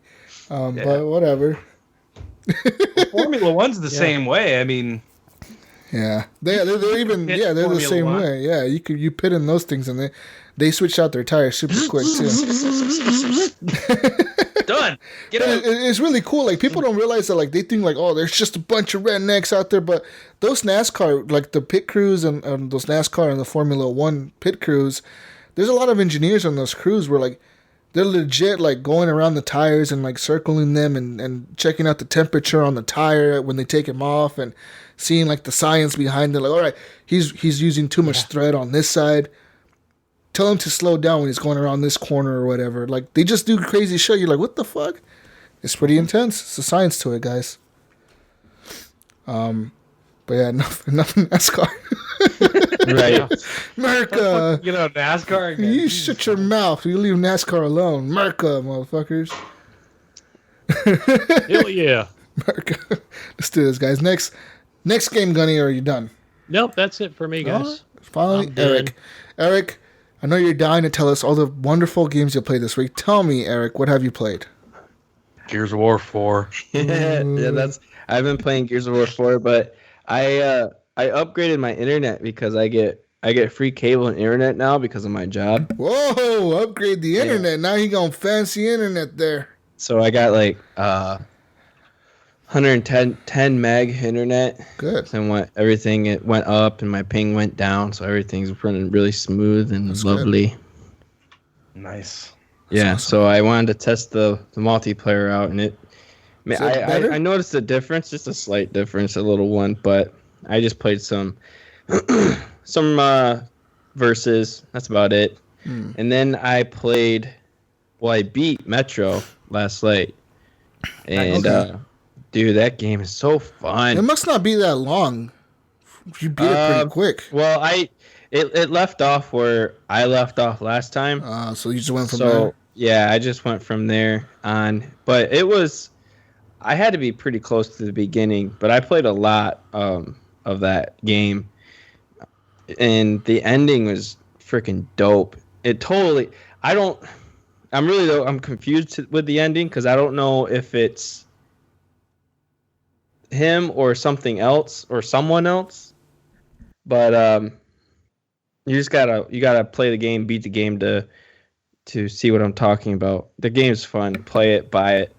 I'm so stoked. The new one comes out. Dude, I'm so stoked. Oh, it's gonna be good. I have an idea. Like I have a theory behind it of like who the next like main character is. I have a theory. Okay. But I'm super stoked for it. And then I played Ori and the Blind Forest. This game pisses me off. Shit. Okay. Whoa. Why is it pissing you off? I don't know. I'm not really good at this game. I guess I try to jump over the enemy and I don't know. It's just really hard. Keep playing, keep collecting your power ups, keep moving. Let me know when you get to the Tree of Life. How long is this game? It's pretty long, actually. Ugh. Grind in this game. Oh, it's so good though, man. No, I mean, it looks great. I love the music and I like playing it. It's just, I hate getting stuck at a game and having to repeat it over and over and over and over because it just pisses me off and I don't want to. Oh, get ready to do that so many times, dude. That's what this game is about. It's about doing it until you do it right. Well, I did that today. I played some of it today. I'm like, I'm gonna play a little bit because I'm gonna try to focus on one game and try to play that game all the way through and then start another game. Well, that didn't happen because today I played Wolfenstein: The New Order. Okay. Is that the first Wolfenstein that came out recently or the second one? It's the newest one that came out recently. Old Blood was the first one, right?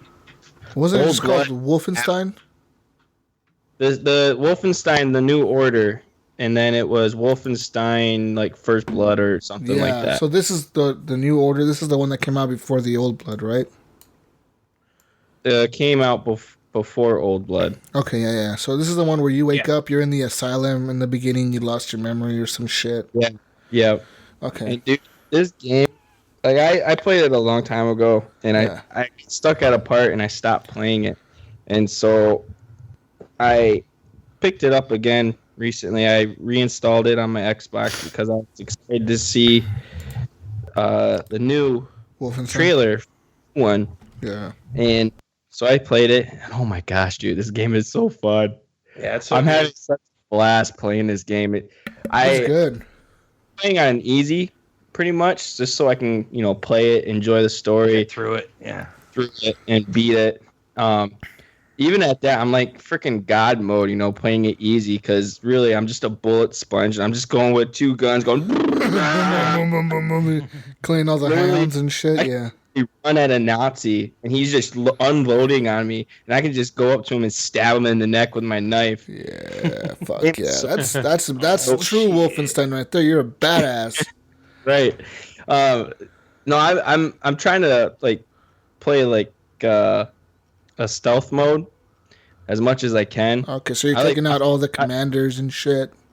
Yeah, like I like to walk up to him, go up behind him, stab him in the neck, walk up to the next one, throw my throwing knife at another guy, shoot my silence pistol at someone. Yeah. Dude, that game is so much fun. I don't know why I didn't play it sooner or why I just stopped playing it and just try to grind through it. You have to be in the mood for those types of games. Yeah, I remember to play them. There's people that really do not. There's people that do not like Wolfenstein. That I like. Wingman doesn't like Wolfenstein. There's people that just don't fucking like it. But Wingman didn't like Doom either. You have to be in the mood for it, right? Like you have to be in the mood. I have been in such a linear mood lately. I want to play a game. I want there to be a lot of gore. I want to go down a hallway and shoot shit. I think that's why I'm enjoying Gears so much. And I was telling, who was I playing with? Oh, with Jonathan, right? I was playing with Jonathan, and we were in a game together. And I told Jonathan, like, I think I'm enjoying Gears because it's the summertime. And it's just because it's summertime. There's nothing around like coming out this time. And to me, it's like a new game, right? Like, I haven't played it before. It's like a new game, dude. So I'm really enjoying it. And I was like, why don't more like linear shooters come out in the summertime when like everybody's out of school and shit, man? Like, that'd be cool. Right. Yeah, I mean, I tried playing Dragon Age today.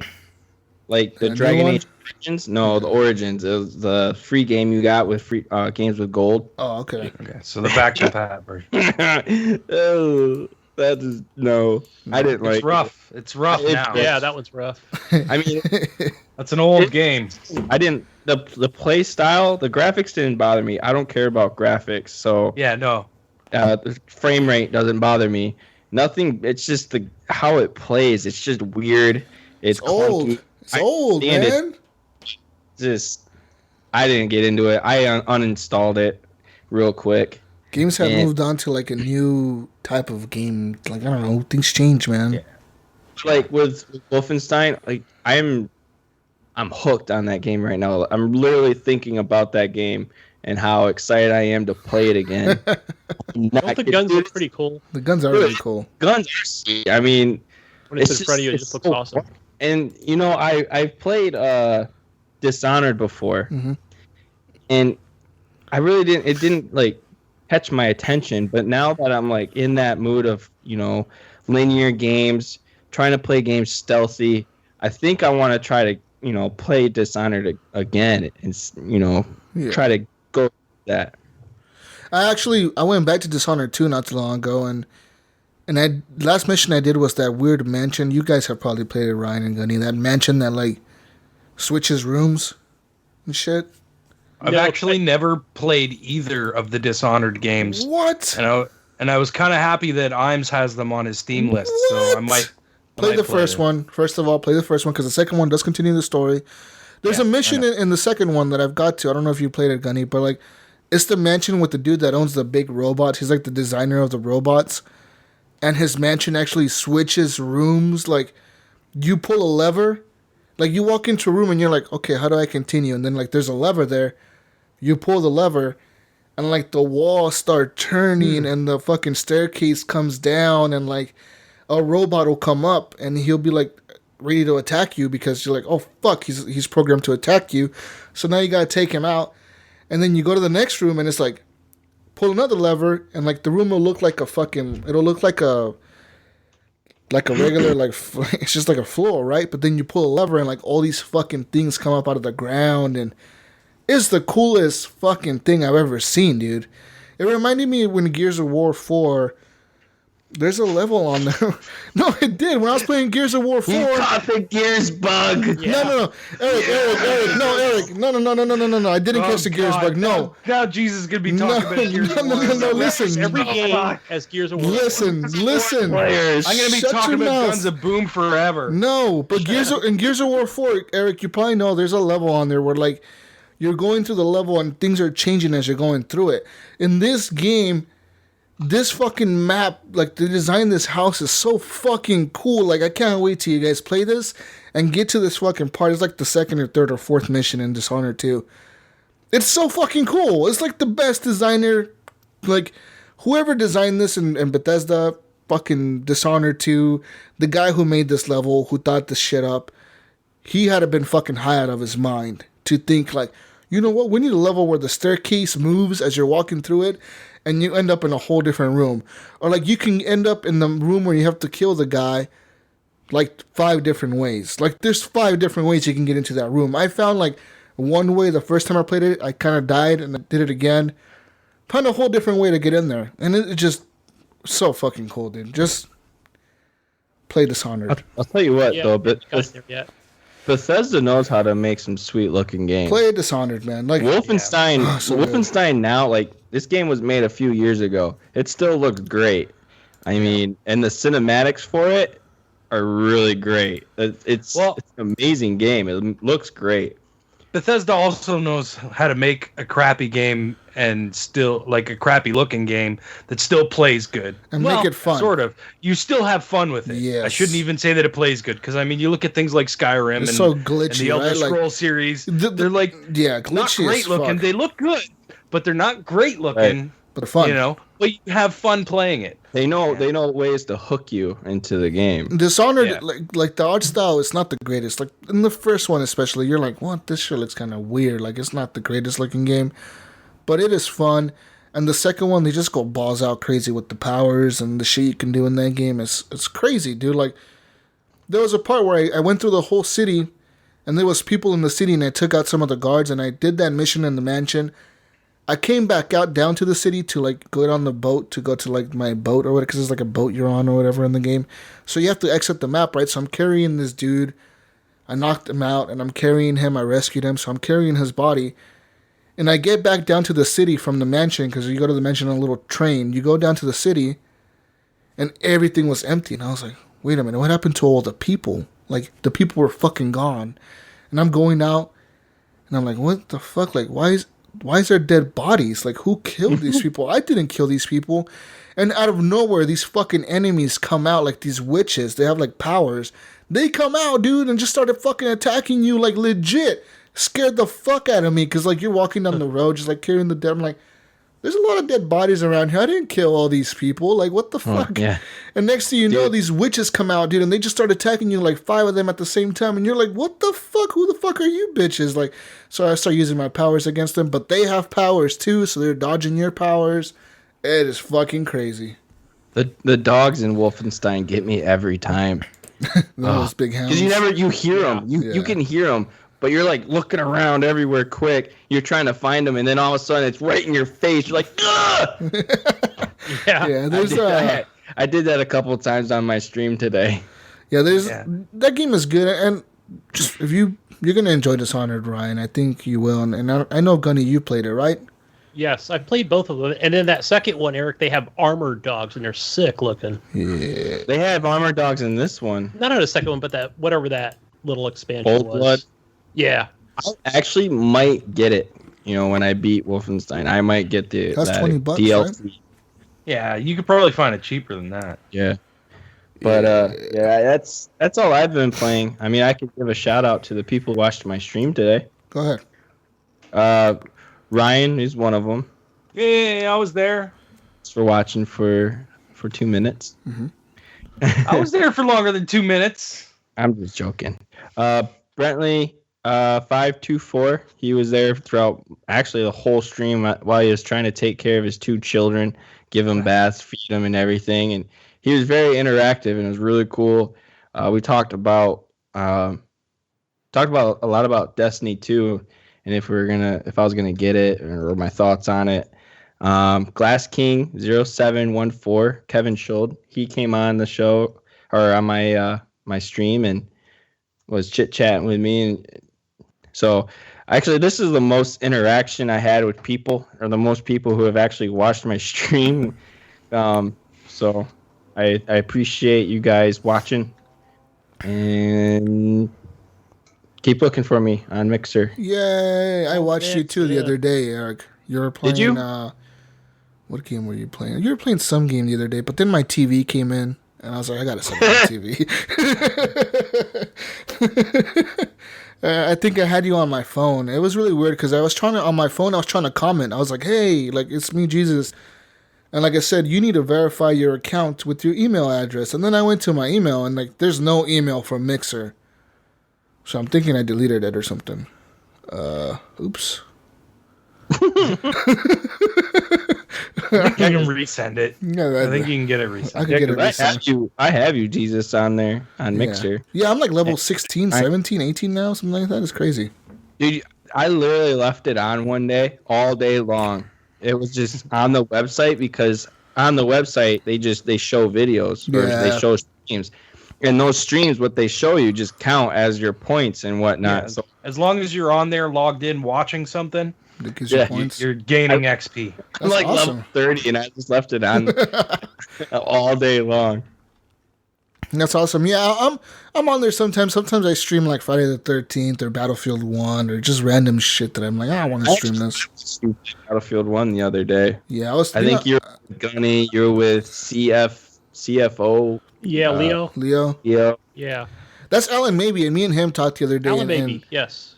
He is crazy. He wants us to do like 8-hour shows. I'm like, dude, no way. Yeah. He really enjoys our show. We'd have to start a lot earlier, Jesus. Yeah, to do 8-hour shows, I don't know, man. That's like a whole day of work. That's a long time. I think we should all do what's it called? The charity thing. Oh, what the fuck is that called? I forgot the name of it. Oh my god, Extra Life. Extra Life. Yes, we should, and I think we could raise some money. Do it on Mixer with all four of us streaming together for 24 hours. You think we could pull it off? We will hate each other. We will fucking hate each other. I think I would need a break from Gunny after. The thing is, we all need to pick a date. We need to pick a date, and we all need to just tell everybody in our life, like, fuck you, don't interact with me. I'm going to be playing games for 24 hours straight, and hopefully I don't get a blood clot and die. Yeah. We're going to have collapsed lungs. Get ready for that. Collapsed lungs and everything while we're gaming, guys. It's got to be planned out. It's got to be. You'd really want to do 24 hours? We could. I'm down. I'm down for some crazy shit. As long as... It's tough, guys. Can we start at 12 and work our way up? No, let's do 24. Why not? Go all out. Well, balls deep. You can split it into two 12-hour things if you want, but you usually do it 24 hours straight. That's sort of the point. If we start on a fucking Friday night, or like a Sunday night after a show. Oh man! God, you would stream for 24 hours and then do a show afterwards. Oh my God! It would be a show. This would be happening. Hey guys, this is Gears of War. What do we play for 24 hours? Gears of War. Show in our 24 hours. We could be like the end of the stream is going to be the show for like 2 hours. My schedule is going to be looking. I'm going to be working Tuesday through Saturday, so a Saturday night all the way to Sunday night would be good for me. I'm good too with that. If the community is interested in us doing that, let us know. We will need donations, guys, obviously, because it's for charities and shit. So it's charity. We'll have to pick a charity to donate to. Or you guys can put it in my bank. The Eric Foundation. The Eric charity. The Eric Foundation. The Eric Gamer Foundation. I want to move out of my apartment. Help me get a house. Go fund me. Go fund me, Eric Foundation. Guys, let's go on to news real quick. I have some news for you this week. And if you want to see more news, because we talk about news on the show, but there's a lot more in the group sometimes, go join our Facebook group. But anyways, news. Guys, Game Cooks is the first game developer in the Middle East to release a VR video game called Vindicta. It is the first kind of this game in this region because it is a VR game for the HTC Vive. And the VR games are usually being made on the West Coast in the United States, which is way different from the Middle East, right? It is a VR game that's a first-person shooter game as well. And It actually is being developed for the HTC Vive because it uses the Vive, like you know how the Vive has like the room sensors, like you put the fucking sensors and then senses the room around you. And you can walk around in that VR. Yeah. You can actually like walk and do all that shit in that VR. Well, the reason they did it in that VR is because this game actually makes you dodge the bullets. Like, you have to duck and roll and fucking go on the ground and jump and do all kinds of dumb, crazy shit while we're in VR. Which seems pretty cool, man. I mean, I don't know. It seems kind of cool. It's going to be I'm watching the video. 6 to 8 hours of gameplay. And, yeah. Different enemies. You shoot robots. I think basically robots have kind of taken over the world, turned against humans. You're a person called Agent V. You're an elite infantry agent tasked to infiltrate the facility and put an end to UB Industries operations once and for all. Yeah, you go in there and you shoot robots. So if you have an HTC Vive, you want to support some crazy VR game, check this out. It's the first Middle Eastern developer, man. Like, that's pretty cool. That more companies. It actually looks kind of cool. Yeah, it does. Yeah, but I don't have a VR, and I don't plan to get one anytime soon. So probably not for me, right? Probably especially not a Vive. Not for a lot of people, I think. Yeah, I'm waiting for the price to go down. Guys, next piece of news here. Sega is bringing back its catalog of classic video games to mobile devices via a new service called Sega Forever.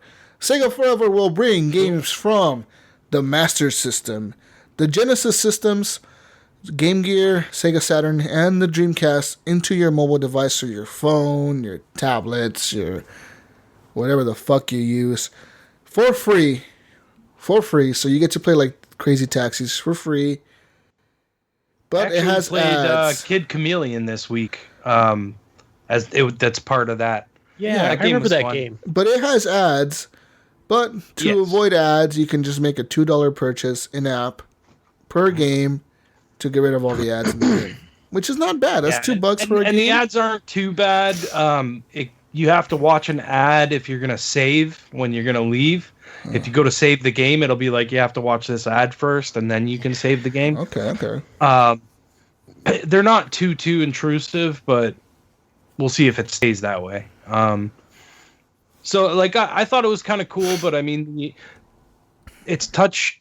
The touch controls aren't the greatest. They're a little wonky, but they already were wonky in Crazy Taxi, so except now they're touch controls. Yeah, it's your typical like touch control problems, like just issues with being on point and stuff like that. Like when you're trying to turn around and it doesn't happen quick enough, there's a little bit of a delay. You know what I mean? That was something that Guns of Boom did really well. Like your movement seems to flow properly. Oh, something Guns of Boom did, huh? Yeah. Jesus. A lot of touch controls aren't the greatest, and I was just using that as an example.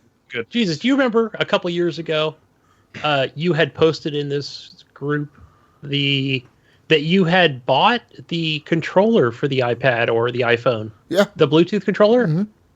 Do you still have that? I do. I have one of your brother got it, right? My brother has one, and I use that one sometimes, but it doesn't work with all the games. The problem with those controllers, with any phone controller, is that the developer of the certain app that you're going to use it on has to develop those controls into the game, or else it just won't work. Yeah, so it works. It works with 3 games that are really good for it. So it works with Grand Theft Auto San Andreas, Grand Theft Auto 3, and Grand Theft Auto Vice City. Work perfect. It's just like a 360 controller. Basically, you have all the controls. You can play GTA on it, and it basically feels like you're playing Grand Theft Auto San Andreas on your phone, dude. Like it looks kind of okay. I mean, it's not the best looking game, but it runs and it plays just like Grand Theft Auto. Like, it's the full game. It's not like anything's dumbed down on it. Right. I wasn't sure because I thought you had bought BioShock. Remember when that came out? What was it? BioShock 1 or 2? I think it was the first one. The first one came out on phones, and I never bought it because it was $15. Dude, it's just like, I can't bite the bullet when it's that much money for a game. It's just like that Nintendo game, that Super Mario Run was like $10 or $15. I couldn't do that, dude. Like, No way, but I think I did the one game, I gotta say, the one game that I did buy on my phone, I think is KOTOR, Knights of the Old Republic. Yes. I bought that. I don't know why I bought it because I never played it. I don't even have it on my phone. Why the fuck did I buy that? I don't know why. I don't know. Don't ask me. I just wanted to support them, I guess. Yeah, so I thought maybe they wasn't sure if they did that kind of support with, or if they will do that kind of support with these Sega games. Maybe not. I haven't checked it out. I haven't tested it to see if it works. I know in Guns of Boom the controller does not work. It doesn't. I tried to use the controller for Guns of Boom and I set it up because you have to download an app for the controller itself. It's a Mad Catz controller actually. You have to download an app for it, so you download the app and sometimes you'll launch the game and the game will recognize. The game will be like, you have a gamepad connected to your iPhone or whatever. Do you want to use this gamepad to control the game? And you say yes, and then it works. Guns of Boom did not work. It just doesn't have the fucking control set up for it. I don't know. Maybe it could be because Mad Catz went bankrupt and they no longer exist. Right. That developers are not using that anymore. Maybe they're using a different kind of controller. But I personally don't know any controller that's better than that one. Because that one's just like a 360 controller. The new ones are more like, they're just different. And I don't know. I guess it's up to you to see which controller fits you best. Because there's ones that snap onto the phone on the sides that look like one of those big Sega fucking handheld things. Yeah, I think I saw that at the Apple Store. Those on the side, yeah, you snap those on the side. There's some that you clip the phone on the top like on a little holder and then you use like a 360 controller. There's some that look like a PlayStation controller. They look different, and some work with some apps, some work with other apps. It's just you got to find the right one, right? But I gotta say, I did play Sonic the Hedgehog on this Sega Forever. So I remember telling you guys about this weeks ago, like before they even announced this. It was in the store. And it's just the original Sonic the Hedgehog. It's really cool because you can like see these games are like really games that you played when you were a kid on the system, right? Like, and now you're playing it on your phone, which is fucking insane to me how phones have developed these graphics that can just run basically anything. Like I said, my brother's playing Grand Theft Auto San Andreas on his fucking iPhone. That is a big Soon game. he'll be playing Skyrim because they'll announce that for E3. Skyrim goes mobile. Skyrim will be on everything before we die. It's gonna be on everything, guys. Like I'm not even kidding. That game will be on your fucking toilet. You'll have it on your washing machine. It'll run on your washing machine, on your toilet, on your sink, in your car, in the dashboard while you're driving. Microwave. Yes. It just runs on everything. Like, oh man, yeah. But mobile games, guys. Speaking of mobile games. The video game industry now gets more money making games for smartphones and tablets than it does for consoles or PCs. So basically, there's a boom right now going on in the industry with developers switching over to making mobile games because they make way more money than fucking console games. And this ties into what you were saying earlier, Eric, about why would people play? Why would what was it again? Something about who makes games? No, I said why would they want to spend money on a mobile game like this? Right. People do, man. Money. People do. Lots of it.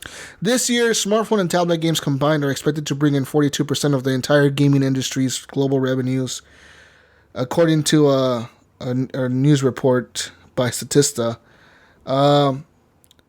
Games designed for consoles like the PlayStation 4, for example, are expected to account for only 31% of global sales, and PC games are expected to account for 23% of global sales.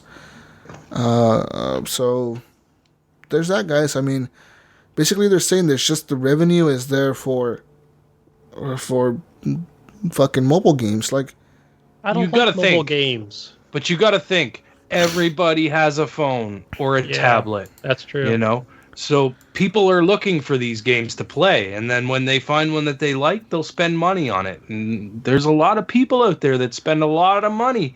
Like I was saying with Guns of Boom, it's like it's obvious people are spending money because how else did you get this $30 gun?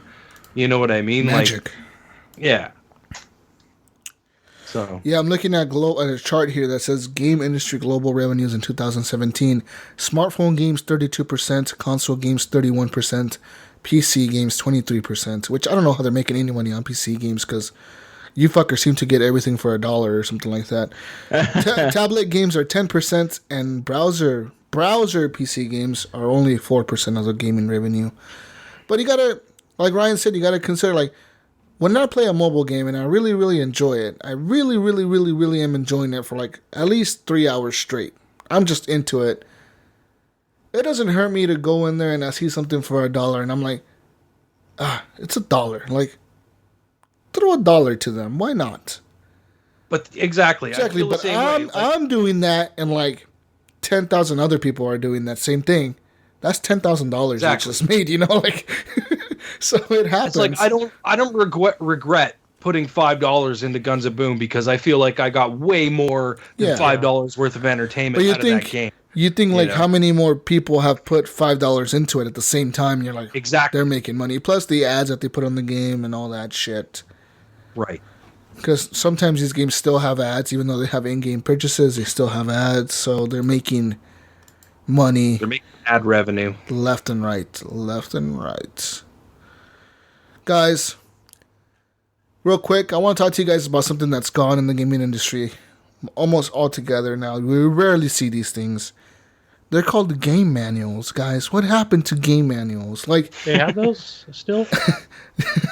Do you guys remember these fucking things? Yes. These little paper books that came in the game. Remember when I used to go to Blockbuster Video, rent a game, and on the way home in the car, I would be flicking through the manual. Yeah. What are the controls like in this game? Yes. What am I gonna do? What do the enemies look like? Yes. You know, like, I remember the Gears of War manual. They have a picture of it here. The first Gears of War manual. Like, it shows like the Lancer and it shows you the controller. It's all kind of bloody looking and.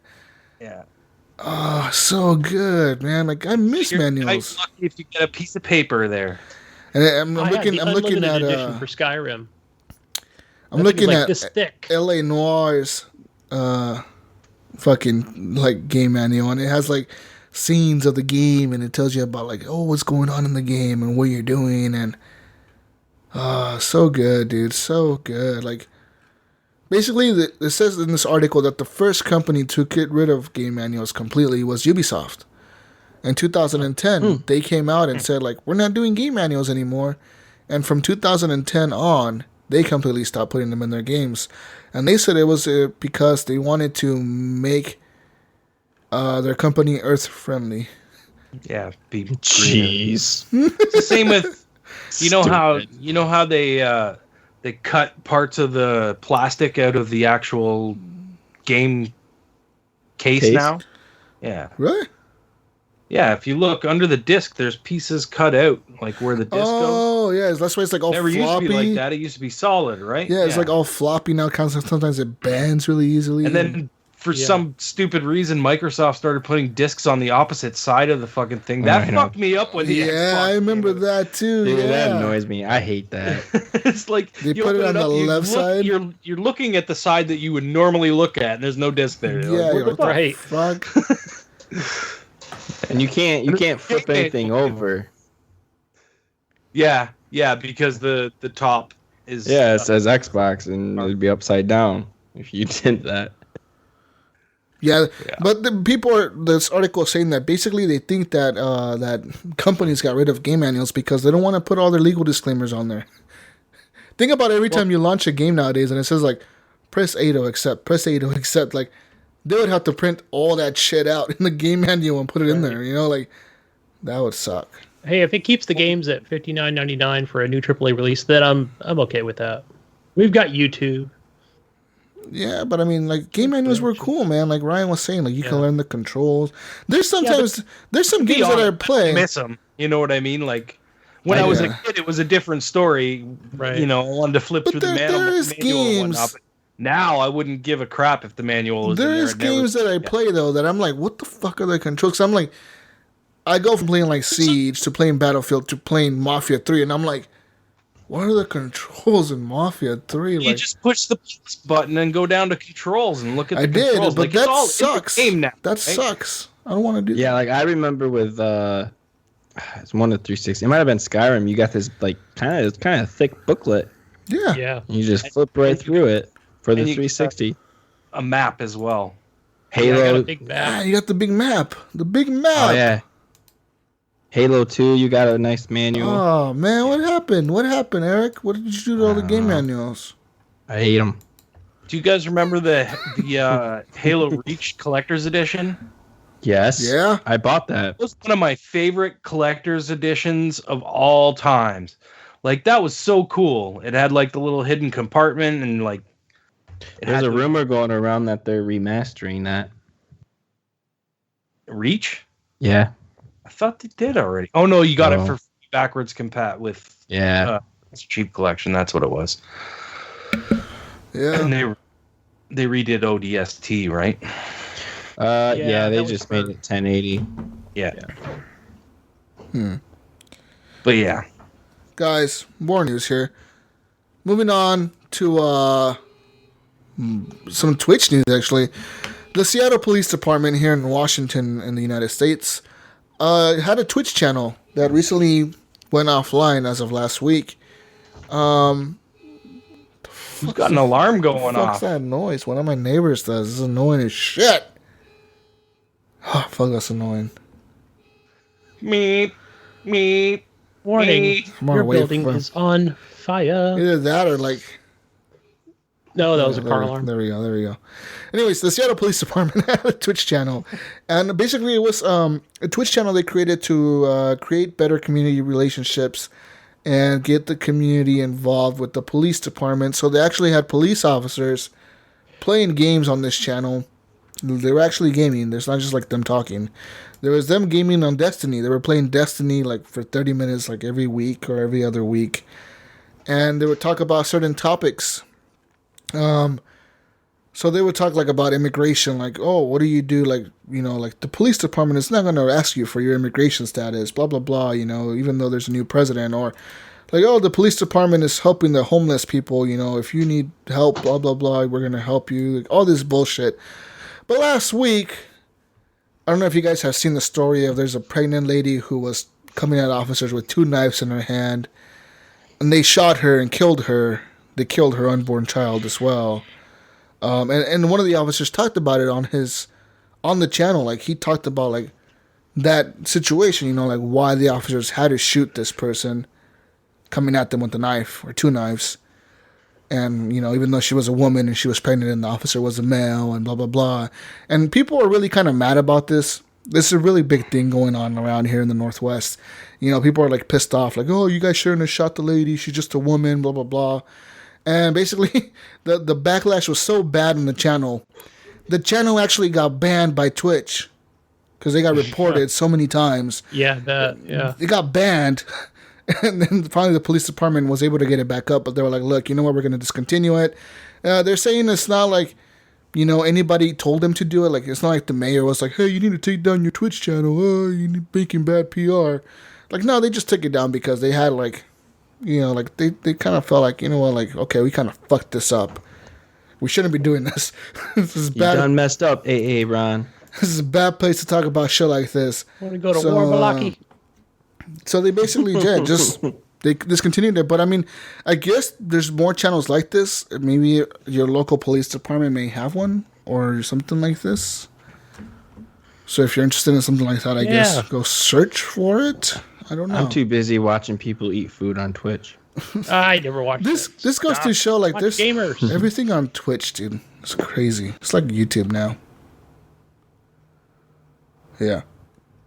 But moving on to more. Well, at least they tried.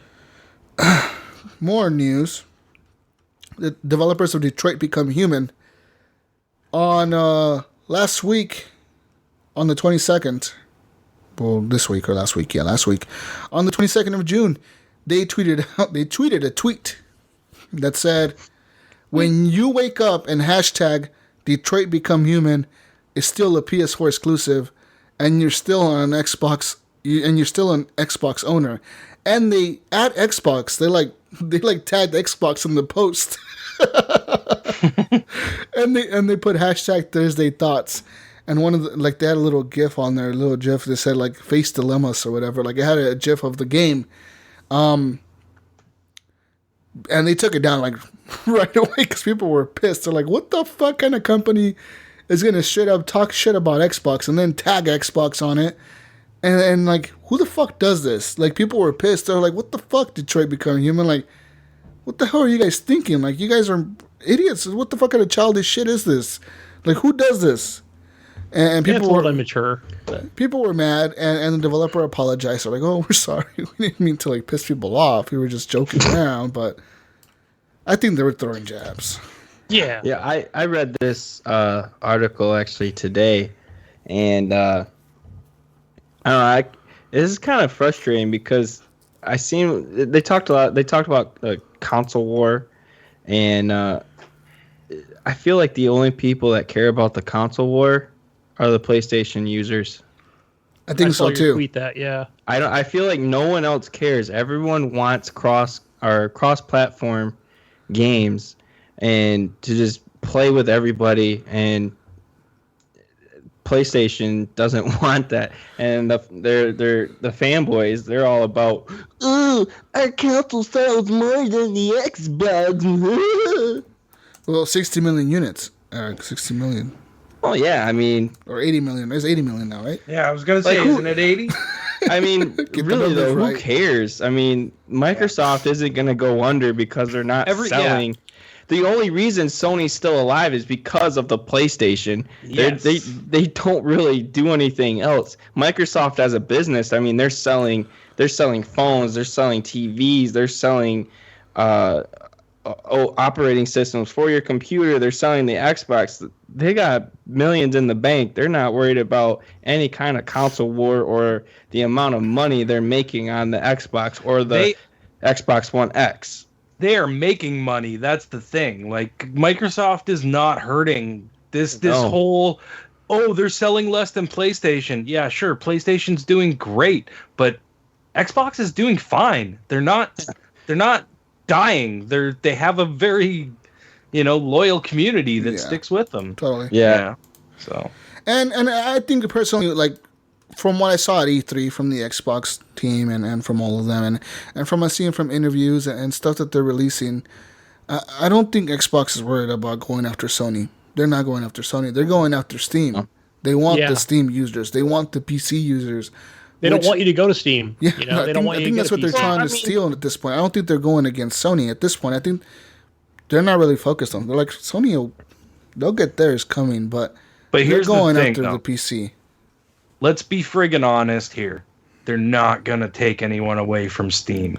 They won't, but I think they're going for the people that are thinking, should I buy a PC instead of a gaming console? And they're saying, look, we have a gaming console that's like a PC, and you can buy games on this console that'll work on a PC if you buy one in the future, so why don't you just buy the console now? What they need to do then is make sure that it's not Xbox and Windows exclusive. Oh, it will be Xbox exclusive. No, it will be Windows and Xbox. If it's a Windows exclusive, people are saying, well, what's the point of me getting an Xbox if I can just get it on my computer? Because the benefit of an Xbox is you don't have to upgrade it 3 years later. I understand, but that's, I mean, those PC fanboys don't see it that way. Yeah, but as a console, they're totally fine with upgrading their PC people don't want to use the Windows 10 store. They want to fucking use Steam because that's where they're at. But Xbox that's is going. The problem. Xbox wants to get those users, so I think that's what they're trying to go after. I don't think they're really worried about Sony at this point. And either way, if you buy a PC for gaming, you're still buying a Windows product most of the time. You're still buying those Windows software shit. So you're going to be using Windows in some way. You're probably still going to buy something down to that Windows store. So Windows is still winning somehow. Some way. Do you think the Windows store will do something like what Steam does and just do a huge sale? Maybe, but I don't see how many games do they have to do that with? There's not much on there. No, I was just saying. I mean, if you want to try to get the Steam owners, there's a lot of games, but they're all like, tablet games and stuff like that. Yeah, right. Yeah. And none of them are like Xbox Live enabled. Most of the Xbox Live enabled stuff is the stuff that's cross-play. Yeah. There are a few games, but I mean it's just like mobile tablet stuff. But no, yeah, with that article, I just wanted to say my piece. I mean, I said it on Twitter, and no one really cares about my Twitter, so I thought I would share it on the show. I hit the like button. Did you? Thank you. I appreciate it. I think developers should just fucking make the game. Dude. Don't fucking sit there and try to fight wars for people. Like, no one gives a shit what the coalition has to say about Gears of War. Like, no one gives a fuck if they got to say, "Oh, cool, Gears of War 4. When you wake up and you can only chainsaw Locust on Xbox and you can't on PlayStation." Ha ha. Like, people are gonna be like, "Who gives a shit?" Like, I don't care, dude. Like, who the fuck cares? Or like, it's like if 343 was to tweet out, "When you can only be Master Chief in Xbox and you can't be Master Chief on fucking PlayStation." Ha ha ha. Right. Like, people are gonna be like, "So what? Who gives a fuck?" You know, like, just who cares? If you're a developer, just make the fucking games. No, you know what? If it was a Microsoft company doing that, people would be all over their shit. Right? Like, so all over their shit. Boycott Xbox. Been all over that. Their love for the PlayStation clearly shows. But with that being said, I am excited for Detroit Become Human, and I think if that game was to release this year, I would have to get a PlayStation 4 this year. But since it's not, I don't have to. I don't have to do that. I don't have to.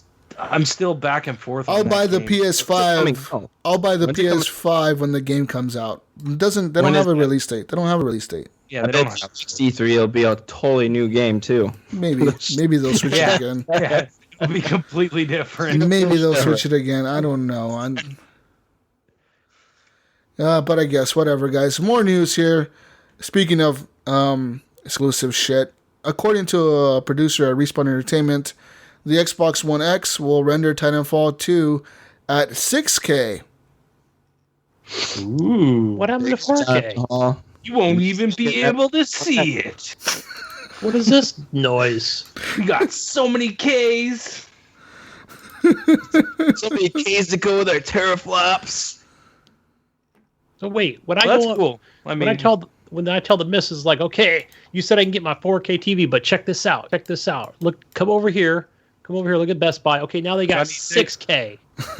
Gunny, you're gonna buy the 8K TV. It's not even like something that you can buy right now. You could probably. You can $100,000 TV or something. Or you could take pixels and look at the dots. Or you could take 4 4K TVs, put them together, and stretch a screen above them all, and then you would have 8K. Yeah, that's what you got to do. Yay! Do that. I'm gonna tell her we're taking a loan on the house. You need 4 4K screens with no bezel, so that you can butt them right up against each other. Yeah. And then you just across all 4 screens. Super. And that's what I'll do. I'm gonna let her know. Think this will look good updated to 4K? Definitely. Yes. It is a beautiful game already, but it is one of the games on Xbox One that is HDR compatible at this point, but it's going to be upgraded with a special Xbox One X patch to render it at 4K or better, 6K, but no one has a 6K TV, let's be honest. Well, there's probably some people that do have some shit like that, but it's 6K. Like one person in the world. Bill Gates at his house has an 8K TV that he never uses because he's always working. But he has it, guys. So maybe he'll play Titanfall 2 on it. We don't know. You guys excited for 8K, 6K gaming? 6K gaming, first on Xbox. Exclusive. No, 6K. Man, it's just going to be checkerboarded. It's going to be checkerboard 6K. You're going to just checkerboard it. Stripe it, checkerboard it, whatever you got to do to it. Checkerboard, stripe board, board, I don't fucking know. It's going to be a cutting board, I don't know. All the cutting boards, the cutting board on there, I don't know, guys. I just want a 50-inch TV. More news real quick, exclusive news. Call of Duty Modern Warfare Remastered is a standalone game. And it has been confirmed by Activision to be a standalone game, but it is only a standalone game on the PlayStation systems. You can only buy the standalone game on PlayStation 4 coming out June 27th, which is Monday or Tuesday actually. And it will only be available on PlayStation 4 at first for $40. You get the original 16 maps coming to other platforms later at a later time. What was this? Call of Duty Remastered. Right. Call of Duty 4 Remastered is only available on PlayStation 4 standalone. You cannot buy it standalone on the Xbox One. What? It is actually coming with the box game. Like, you can actually go buy it at the store by itself as a disc. But it's only on PlayStation 4. That's so stupid. That is. Oh my gosh, that infuriates me. Exclusive. Yay! Exclusive. Well, should I play? So come out right now and say exclusive. Why take that away from your fans who have been wanting just a standalone game like that and be like, oh, F you, it's only for PlayStation. Because exclusive. Sony. Whatever you are. You guys suck as a company. I hope you all freaking burn. I hope your building burns. I hope your freaking new game information crap burns and gets leaked, and Eric, other people are gonna steal your ideas. Get flooded. Eric, calm down. Breathe. Eric is really mad, guys. I see his face. He's turning red. Stupid. Whoa. Oh my gosh. I have never bro. been this mad on the show before. I'm just the messenger. That's all I am. But it has been confirmed that it is true. It is true. Activision has come out and said this. I'm actually reading articles right now. Multiple articles confirmed. Only on PlayStation. Bunch of words I can You gotta buy Infinite Warfare still. Bunch of But Sony is all about the gamers, guys. They want to do everything for the gamers. Remember that? Do you remember that? Do you remember the launch of PlayStation 4 where they were all about the gamers? It was like weird. Just about you guys out there. They're all about the 80 million gamers, not the rest of the gamers. Just their 80 million gamers. I just needed to bring that point up. That they're all about the gamers, guys. There's not like next year, like a year after it's coming out for Xbox. It's just never. Yeah. But by the time it comes out, it's probably gonna be like irrelevant as fuck. It's kind of irrelevant now.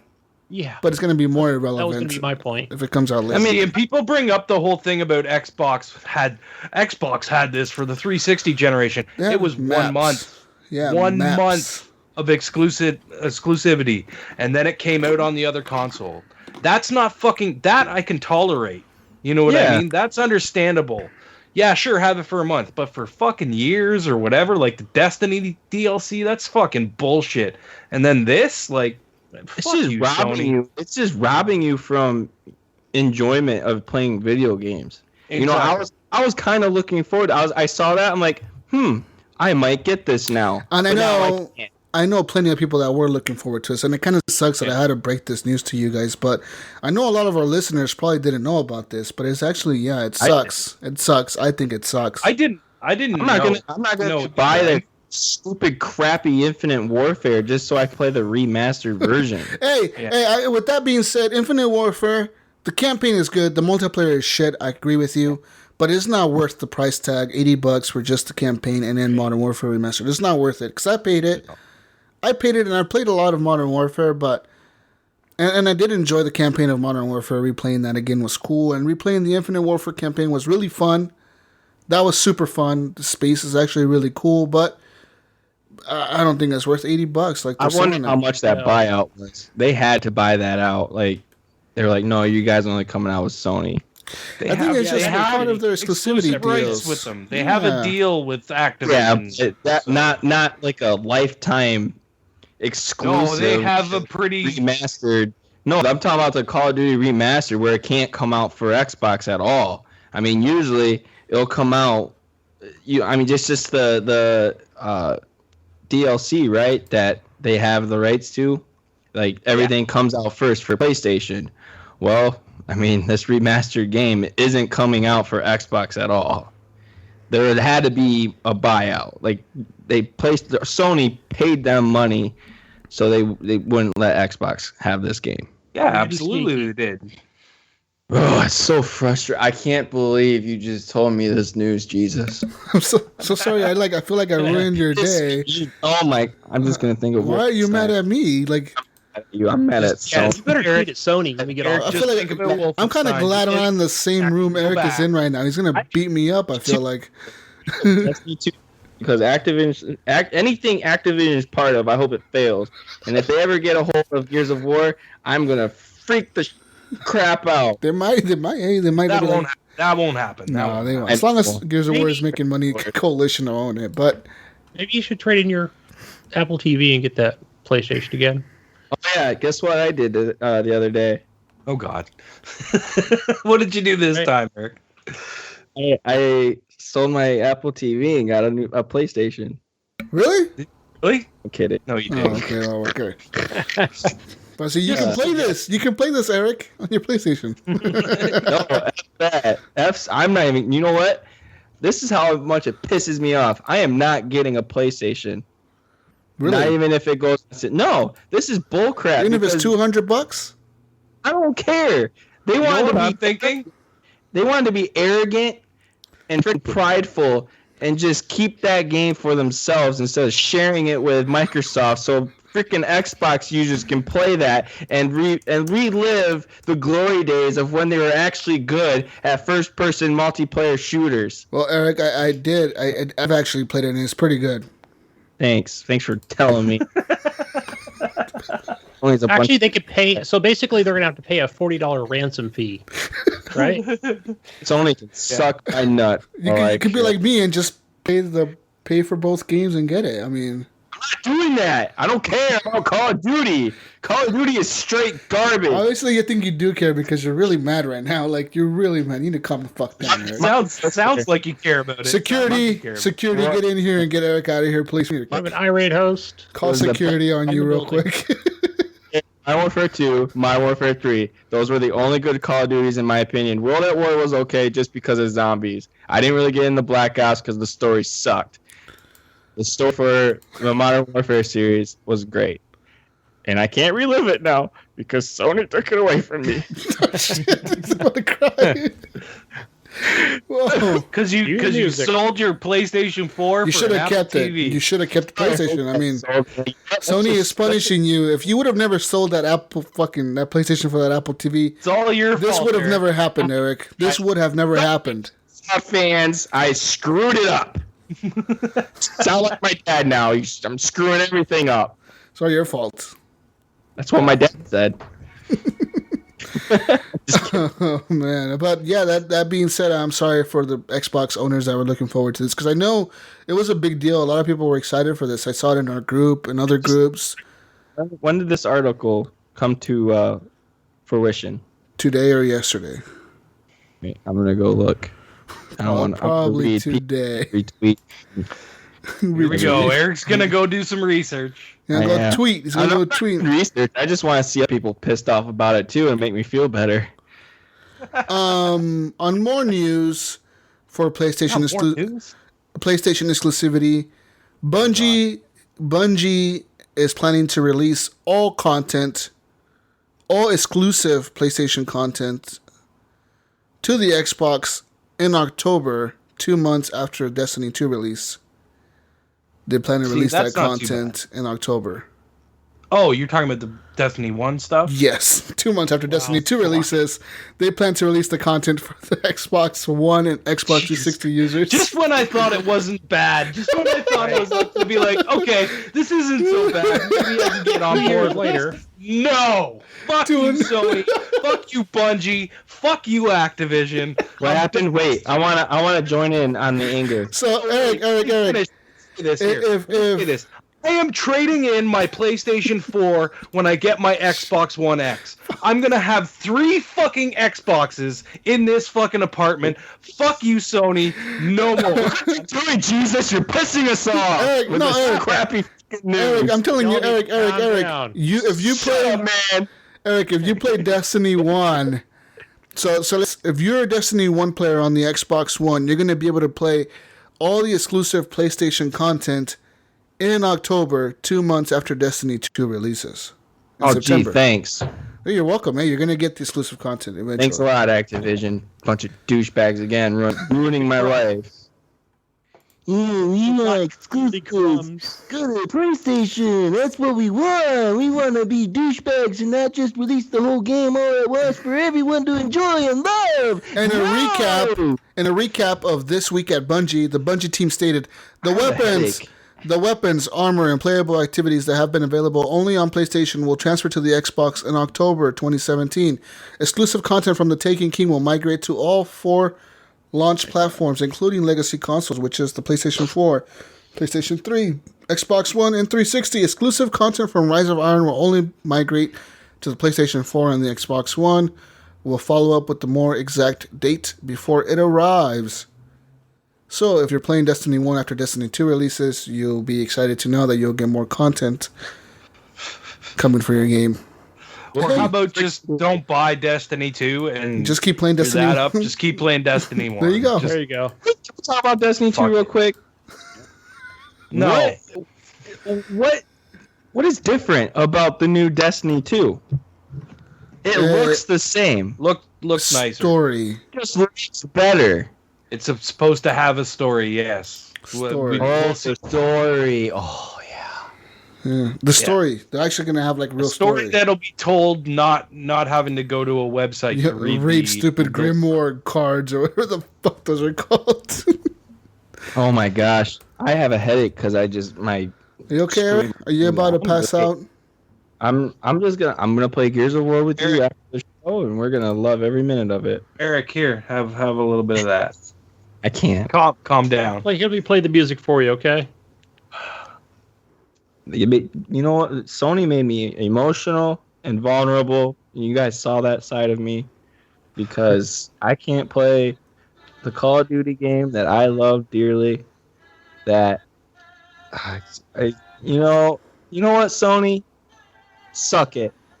You know what, Activision? Suck it as well. That's how I feel. I'm with you. Suck it. I'm with you, brother. I hope you choke on it. Yeah. Just choke on it. Tell him. I like the music. That was. I had it queued up ready. Is there anything else, Jesus, that let's get into these questions, Eric? Jesus, let's get into these questions. You need There's one more piece of good news, Eric. A piece of good news for you. All right. On Xbox, Microsoft's website, there's a job listing for a new AAA lead environmental artist that they're looking for a Microsoft AAA next-gen title, maybe the Xbox One X. The post reads, style of the game will be similar to Horizon Zero Dawn. So it looks like Microsoft is trying to develop an exclusive game that's similar to Horizon Zero Dawn. They're looking for a new artist. Who knows? Maybe they'll get somebody from the Naughty Dog team. Maybe. We'll never know. These developers switch hands all the time. That wanted just with machines. Maybe. I don't know. It's just, it is a job listing at this point. So if you're looking for a job and you're an artist, designer, person, go to Microsoft. Wait, guys, I know what this game is. What is it? Dragon Scales. Dragon Scales. Remember we announced Dragon Scales last episode? We did. Got the secret file. This is it. Horrible Gamers Leak exclusive. Dragon Scale. Dragon Scale. Dragon Scale.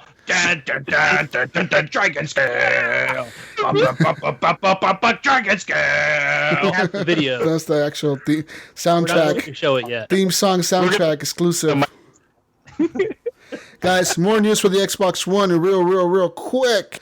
The Xbox One PlayerUnknown Battlegrounds will run like one setting on the graphics, because there's a thing right now on the PC version of the game where people that have like 1080 graphics cards that can run the game really high detailed are actually running the game at minimal settings, so there's like no grass in the way, there's no leaves in the way, there's nothing in the way, so you can see the other players better and can kill them faster. They're kind of cheating basically. And PlayerUnknown Battlegrounds say they know about the situation. They're trying to work on it. They're saying they don't know if they're going to lock that on the PC yet or not. They're baiting if they should or they shouldn't. But they say for the Xbox One version, it's all going to be locked. Like, you can't change the fucking graphic settings. Like, motherfucker, you're going to be looking at the same tree the other person's looking at.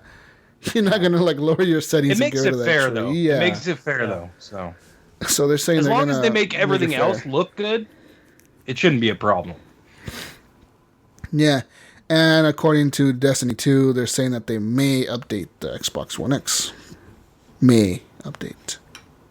Maybe. We don't care anymore. I don't care about Destiny. They can suck it. You want me to go through this whole spiel again? Because I will. It's okay. Oh, Eric. It's okay, Eric. No, I think if you're playing Destiny on Xbox One, I'm with you, man. Xbox with 30 frames per second. I'm sorry. Freaking Bungie too, man. They're a bunch of traitors. Oh, God. Calm down, Eric. Breathe. It got really hot in this room all of a sudden. I feel like nervous. I'm like gonna feel like I'm gonna get beat up right now. You guys haven't seen this. It got really hot in this room. I know it's like 100 degrees outside, but it's really hot in here right now. Jesus, you have Eric's wife's contact info, right? Like we know how to get a hold of her. We gotta make sure she's still alive after this show, because Eric is really mad right now. Straight guys. Moving on to community questions. We post a post in our Facebook group, the Horrible Gamers Podcast Community, every week before the show to ask you guys to leave us questions for the show. And this week we have quite a few questions here. Most of them from our great friend, Canadian Brian Tulp Jr. But let's get into them, guys. Starting off with Brian Tulp Jr.'s question. First question. Number 1. Questions. What game do you wish had Kinect ability to play? So basically, what game do you wish had the Kinect ability? Do I even need to answer this question? None. I really honestly Gears of War 4. Yeah. Hold your left hand no up. games. What are you gonna do in Gears of War 4 with Kinect? I don't know. No games are really fun with Kinect. Honestly, I don't find them personally fun. I think they're boring. I had fun with them. I think Kinect is more of a, like, it's good for streaming, it's good for voice command stuff, it's good for... That's it. You know? It's really good for us. It's good for spying on you. Can't do anything else, you know? It's good to spy on you and to advertise to you about the shit you have in your room. Yeah, I know what game... I guess. What game would be good with connectability to play? Forza. None. Whoa, Gunny, calm down. You're getting no. Really I crazy. enjoy it. I still have both my Kinects. I still have mine for the 360. I think maybe I sold it. Are they even worth anything anymore? I think I sold it. And my Xbox One, it's just kind of sitting there in the living room, just collecting dust. Yeah, I have both too, but my 360 never gets turned on. I've never had a Kinect before. No. At all? Not even for the Xbox One? Yeah, it's never intrigued me. Really? That's kind of weird. I mean, the only reason I had one was because I bought the Xbox One day one, and like, you need it because we bundled it. Like, fuck you, Microsoft. That was a stupid move. Yeah. It's $500 because this Kinect is worth $100. Like, fuck, no, it's not. It's not worth $100. But you know what? If they would have come out and said, "Oh, it's bundled separately, it's $399," yeah, I would have definitely bought $399. $150 extra for it. No, people would have shit on it. People would have been like, "Why didn't you just give it to us? Why didn't you bundle it?" Yeah, still though, like they still fucked that whole thing up. They fucked that whole thing up. The way they told like everybody, it's so powerful, it can see your heart rate and all this fucking crap. No, it can't. Yeah. Next question. No games, Brian Tulp Jr. Are you fucking crazy? Nobody wants Kinect games. Fuck you to Kinect. Rest in peace, Kinect. Kinect is like Kinect. It's like Bungie to me. It's dead. Yeah. Brian Tulp Jr., next question. What game achievement have you been trying for but not been able to get? I don't really pay attention to achievements. I'm not an achievement hunter. I don't give a fuck about achievements. I did back in the day, but now it's like, I don't care. If you look at my achievements recently, I barely hit 50,000, but that's only because I've been playing those Telltale games, and they each give you like 100 points every episode you play, so it's like, yeah, I got like a fucking 500 points from Telltale games this week. Yay! But I don't really give a fuck about achievements. My last one was Gears of War 3, beating it on Insane. I still haven't beaten it. There's some crazy ones on Gear where it's like killed 30,000 people. For each of the ones? Yeah. No, that one's hard for me. Seriously, 3.0. That's a lot of playing. That you have to really dedicate your life and really have no life at all. You have to live in your parents' basement for that one, right? I have a buddy and he's on disability, and that's pretty much what he did like for Gears of War 1, 2, and I don't know if he played 3 or not. It's even harder on 4. Yeah. Oh, it's so much harder. Yeah, I think for me it was just Cause 2. I still have my game saves. I know I've mentioned it on the show before, and I think it was discover or claim 75% of the game or something like that. for that entire area. And gosh, I think I've just reached like 50%, or I'm at like 52%. That's after playing for like 3 years. So, jeez. Yeah, I've got a few hundred hours into that game. So, love that. I like this next question.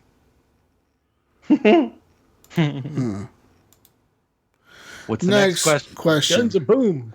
Guns a boom or Paladins? Which is better? I haven't played Paladins, so I want to say Guns a boom. I played more Paladins. I like Paladins. Guns a boom. I don't know. I've never played either. Guns a boom. Yep. Oh. What game do you wish was on the launch list with One X? Guns a boom. What game do I wish was on the launch? I don't know. To me, it's not really like next gen. The problem with people are saying these consoles are next gen and next gen. I'm just gonna say it right now. Generations are dead. The last generation we had of consoles was the 360, the PS3. Moving forward, we will get a PS5. We will get the Xbox, whatever the fuck they call the next one. But it will never, ever, ever, ever, ever be the jump that we saw from like the PS2 to the PS3, from the Xbox original to the 360, from the PS1 to the PS2, from the fucking Nintendo 64 to the Nintendo GameCube to the Nintendo fucking the Wii. We won't see those jumps again, ever again in our lifetime. I think from now on, we're just going to see incremental upgrades that are just little by little things that are going to be better. Little things. That's it. But every game's going to work on everything. And that's the route Microsoft is going. And I think moving forward in life, we're going to 20 years from now, I'm gonna be gaming on a gamer tag, Jesus Walks a Lot, and I'm gonna own every Xbox game that I've ever bought since today or before today. I can see that happening. No more generations, no more losing your gamer tag, losing all the games. Maybe with Nintendo, they need to catch up a little bit because a lot of their shit is tied to the system that you buy. But once they catch up, everything's gonna be digital. You're gonna own your library digitally wherever you go all the time. Generations are dead. This is not a next-gen system. It's just the next iteration of Xbox or something. It's an really upgrade. Weird. It's an upgrade. Yeah, it's like a new phone. Saying if there isn't a separate SKU for each game, it's not a. Yeah, because I mean, if I buy the next generation of the console, if I buy Star Wars, or let's say if I buy, what's that game launching with it? Crackdown 3. Let's say I don't buy the Xbox One X on November 7th. They're sold out, whatever. We can't find them, right? I didn't pre-order. I can't find one. I don't buy it, but I buy Crackdown 3. I want to be able to play that Crackdown 3 copy on my Xbox Slim. And then, say in January, when I do find the Xbox One X, I buy one in January. I'm not going to have to buy a new copy of Crackdown 3. I'm just going to plug the hard drive into my Xbox One X, and it's going to just be like, oh, you have Crackdown 3. Here's a patch for the 4K. Play it. Boom. You're going to get the better version. Generations are dead. Like, no more generations. Stop saying generations. Generations don't exist. It's just Xbox, PlayStation at this point, and Nintendo kind of still has generations because they're kind of weird. But the next generation, they're catching up. I think the next generation is we're just going to wake up in the morning, get our coffee, walk over, just put a big plug and just jab that into the side of our head and just stay there all day. No, we'll still see hardware. We will definitely see hardware. We're going to be hooked up to servers. No, we're going to see hardware, Gunny. We're going to see a PS5 will come out. But that PS5 will be backwards compatible. It'll be backwards compatible with all your PlayStation 4 games. And that's going to be the big thing at Sony, right? At PS5. Oh yeah. All your PS4 games, the entire PS4 library can work on your PS5. That's going to be their big thing, right? And everybody's going to lose their shit. But let's be honest, that's going to be every generation of consoles from now on because that's the way Microsoft has made it, and everybody's going to follow suit. It's just going to happen. Yeah, they set the precedent for that. And now that it's like that, people don't want no one's going to want to buy that. If they were if the Xbox One X is coming out this November, no one. Can you imagine what people would have said, if Microsoft said, oh yeah, by the way, you can upgrade your Battlefield 1 copy to an Xbox One X copy for $30. It's a new gen. Like, people would have lost their shit, dude. People would have been pissed. So the game, the game that I want on my launch list for the One X is Spider-Man. No, it's never gonna happen though. Like, I don't want. But that's the game I wish. That's the game I want. I want that game. Xbox. If it was coming I want to buy a PS4 on all platforms, I would say I would want that game as well. But it's not. So. All right, they don't take Metro Exodus, which is coming already, but it's coming before the Xbox One is, isn't it? No, I think it was 2018 spring. Oh, spring. Okay. I have one. Gears of War 5. Too far out. No, I was really, really hoping for a Halo 6 to be announced with the new Xbox One X. Yeah, it's something. Like I was like, well, they're probably just going. They just went dark. Like they were not showing anything, and they just wanted to show it right then and there at E3, and then boom, available November 7th with the Xbox One X. I wish they had more. Like, you know how there's Gamescom, whatever. When is that? Like September, October, something like that. You know, there's a lot of news to come out of that. I wish that was more popular as far as like. I know they. He's talking about popular. It's huge. No, I mean as far as Germany, like us as gamers, like that's a massive fucking con. No, like, that's the biggest one in Europe, right? That's like biggest. That's the biggest gathering in like. It's bigger than E3. It's like way bigger than E3. But the thing is, E3's in the United States. There's like 500,000 people go through there. Yeah, I wish I can go to Gamescom. I follow, whether it be this one or this Xbox Live or the Gaming Outside or whatever. It's like, oh, you know, like I just feel like the thing, Gunny, is it's Europe. You know what I mean? The thing it's Europe. Is Gamescom. By the time Gamescom comes around, which is like October, we've heard all the big news. Microsoft comes out in June with the big news of the new Xbox One X because they want to build a hype up for 6 months before November comes around. Because by the time Gamescom is coming around, a lot of games have already been released. So there's really not much to like show off there. Like companies are not there to show off things. They're just there to like. Gamescom is to like demo shit and like get people to play it and try it and. Some like maybe 1 or 2 games will be announced at Gamescom usually, but it's not like something big. They're surveying a different audience, right? Like in America, it's North America. That's who they're trying to survey. Whereas in Europe, things are different. Like we're going to show Farming Simulator 18. Check it out. Yeah, they show dumb shit like that. Yeah. Oh, they show all kinds of stuff, but But I mean, they have like PAX. Like, look at all the PAXs. Yeah, they happen all year long. That's not really announcements, though. Usually, and they don't have really announcements, but it's like Gamescom to me because it feels like it's just a bunch of gamers getting together playing games. Well, it's a public event, yeah. And it's a public event, so like they have a lot of companies there, but the companies really don't announce shit at those types of events. Like Gamescom, they still do, but E3 is the stage to announce. E3 is like the one place that gets the most audience for announcements. It gets people excited. Hyped as fuck. Lit. Right, what do you want on the X? It's any game. Lit, fam. Kevin Scholl says, next question, he says, what is your favorite co-op game and what makes it so great? Favorite co-op. Actually, one of my favorite co-op games was Dead Rising 3. That game is just... Me, actually, I played that with Rob, the old co-host from Horrible Gamers, Rob, King of Zed. King of Zed. Yeah, I played it with him, dude, and we played that game all the way through, because he was on vacation for some reason, and, like, he would always have the time to play when I was at home. So I was like, let's play it, dude, and he would just play with me, and we played that whole campaign all the way through, and that is, like, the funnest co-op experience I've had. Like, I played the Rainbow Six games before, like Rainbow Six Vegas 2 and Rainbow Six Vegas and all those games, which were really cool too.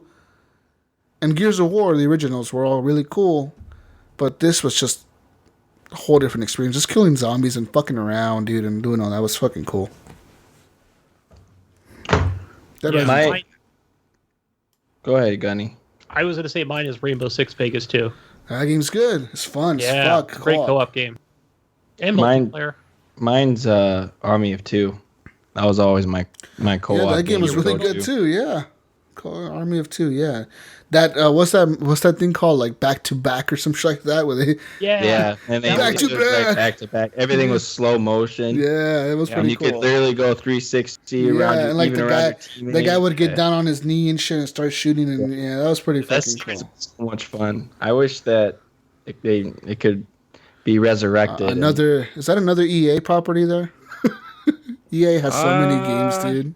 Yes, EA did do Army of EA Two. has like Yeah. so many fucking games. It's crazy how many games they fucking have. It's outside of this fucking world. It's like Activision has a lot of games, and everybody thinks Activision is like the big one. Look at fucking EA, dude. They have so many games they don't even make anymore. Like, they could just bring back and make them again. Right. They got the license to it. What about you, Ryan? My favorite co-op. Come on. Do you really need to ask this question? Borderlands. Yeah. Because honestly, I had so much fun playing that game with people. Like, just the goofy, stupid shit you get into, and you're running around the map and having a good time, you know? Yeah, I've played that co-op, and me and my buddy, we muted the TV, and we played the Tron soundtrack. Oh, shit. Yes. Dude, it worked perfectly. It sounded awesome. Like, every time there'd be, like, a bass drop, like, some kind of explosion would happen in Borderlands, and, like, one of them actually did, like, go off at the same time, and we were like, oh, my gosh, that was awesome. That's Damn. cool. Yeah, I've always had fun playing those games co-op. I mean, a close second would be Diablo, I think. Diablo, yeah. That's a good one. Yeah. Those games are cool, man, to get in there with your friends and just fuck around and do shit. But Gears of War has always been kind of a staple, like on Xbox, to play co-op. You know, that's been like a main. I was surprised that you didn't say Gears of War. It was like it's a game that's up there on my list for co-op, but like I haven't played so many of them co-op. Like I played 1, 2, and 3 in co-op, and like I said yesterday I was playing with Jonathan co-op, but like it's not like it used to be. Like it's just different. 'Cause co-op is different nowadays, man. You got to play with people online, and kind of sucks, to be honest. That's why I'm kind of afraid of that game by EA. The fucking Escape or whatever. What's it called? Escape? The Way Out. Get out. Way out, yeah. A Way Out. Like, I'm kind of afraid for that game because it's a co-op game, and you can play split screen, like, with somebody next to you, which it would be me and my brother playing it, but, like, when the fuck are we both home at the same time? He's always working, or I'm always working, and, like, if I play with people online, and, you know, like, when are they going to be online? When am I going to be online? They're going to get ahead of me, whatever. Like, I'm afraid for those types of games. Like, Sea of Thieves as well is another game that I'm kind of scared of because I'm like, I don't know how these games are going to work out, but hey, you know, maybe I'll find out a way to play these games. Quit my job. We're going to be pirates. We'll be fine. But Dead Rising 3 is a cool game co-op. If you have not played it, I suggest you do because you just do some cool shit in that game. Jonathan Hall asked if you could force another horrible gamer to play a certain game for their own good or not, which would it be? Oh, guys. Yeah. Let's see here. What would I force you guys to play? I don't know what I would force you guys to play. City Skylines. I know what I would force. I know what I would force Brian to play. What? Madden. Oh, there we go. Yeah, I would make all of you guys play Madden. No. Worse than Ryan and played Madden. Canadian playing Madden. I'll make you guys all play hockey. Good, I'll play the NHL games. Fine. All I do, To American gamers who don't care about sports games, they just play them all. All I do on NHL games is hit the guy in the leg with a stick as many times as I can, get him really pissed off, and then they come at me, and then the fighting initiates. When you press like the right triggers really fast, then you get into a fist fight. And it's a fighting game, but that's all I do in those games. That's how I play them. No joke. I get into fist fights like all the time. Jesus, I would force you to play that Godzilla game that came out a few years ago. Oh God. No, the worst game to force me to play would be some kind of Japanesey game, like I don't know, one of those Japanese games, or just like going around hack and slash shit. I wouldn't like that. I don't think. This would only benefit Gunny, but I would make him play Dead or Alive. Oh hell yeah!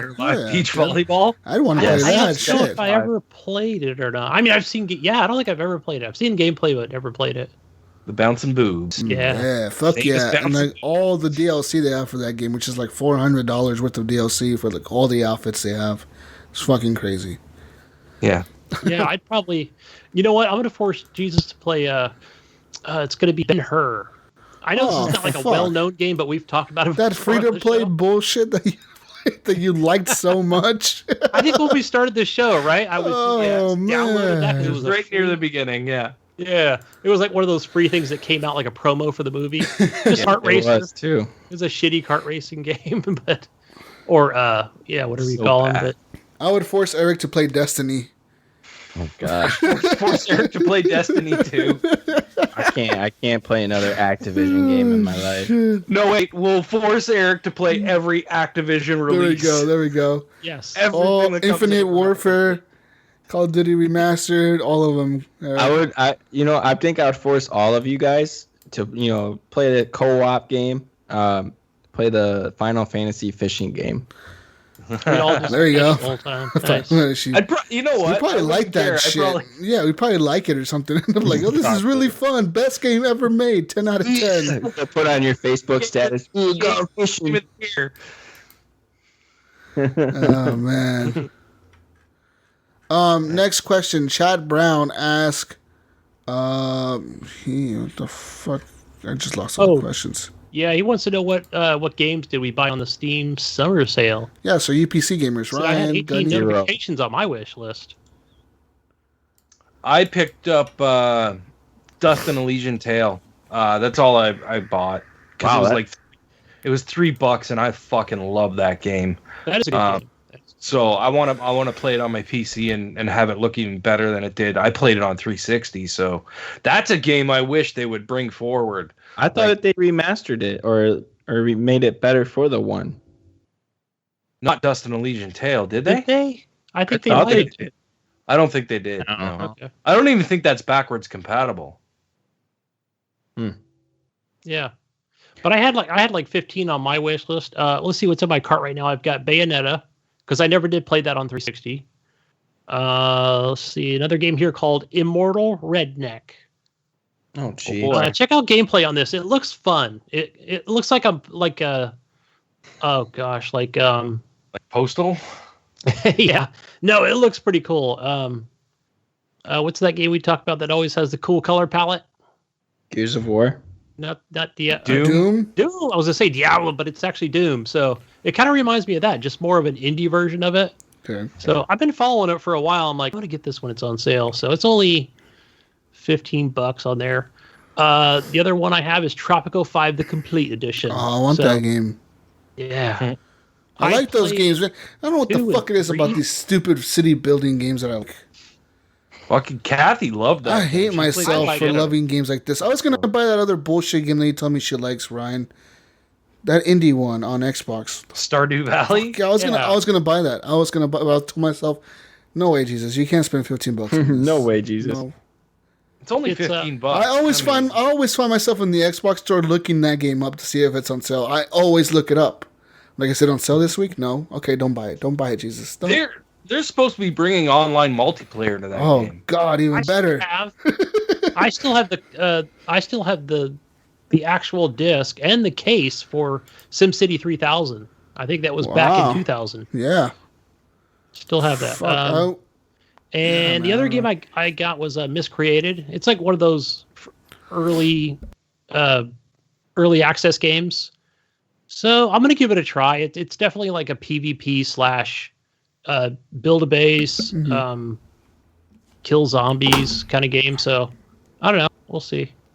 So yeah, that's the 4 I got. Now probably, like I said, I'm game sharing, so I probably won't get banished. But there's a few other games I'm looking into, like Nier and a few others. Okay. I just saw something on the Steam sale that I think I have to buy. Earth Defense Force 4.1. Oh, really?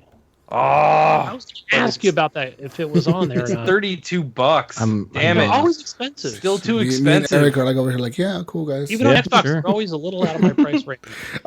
No wonder PC. Have you ever played Earth Defense Force? I'm surprised PC game makes up 24% of the income of the entire gaming industry. You motherfuckers are getting everything for $10 and $3 and $2. Oh, man. Anyways. It on Xbox, I think, or PS3. Next question, guys. David Schneider, he doesn't like me. He says, do you think Jesus needs to be fired for making fun of Paladins last week? Man, you really shit on that game. This game is awesome. Sorry. I'm You're going to fired. mute myself. Fire. No, I say no. Thank you, Eric. Thank you. Because I feel the same way. Too bad, motherfuckers. You can't fire me anyways. I know. We've already tried. Multiple times. They've tried multiple times to get rid of me, you fuckers. You can't get rid of me.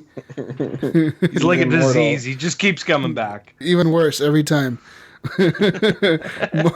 Mark Cox, a.k.a. Wingman709 from Next Xbox Live, says... That's a plug there, Wingman, just so you catch that. He says...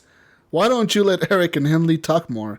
I feel like Eric gets no love from the rest of the crew. I'm sorry, but we love Eric. Thanks, man.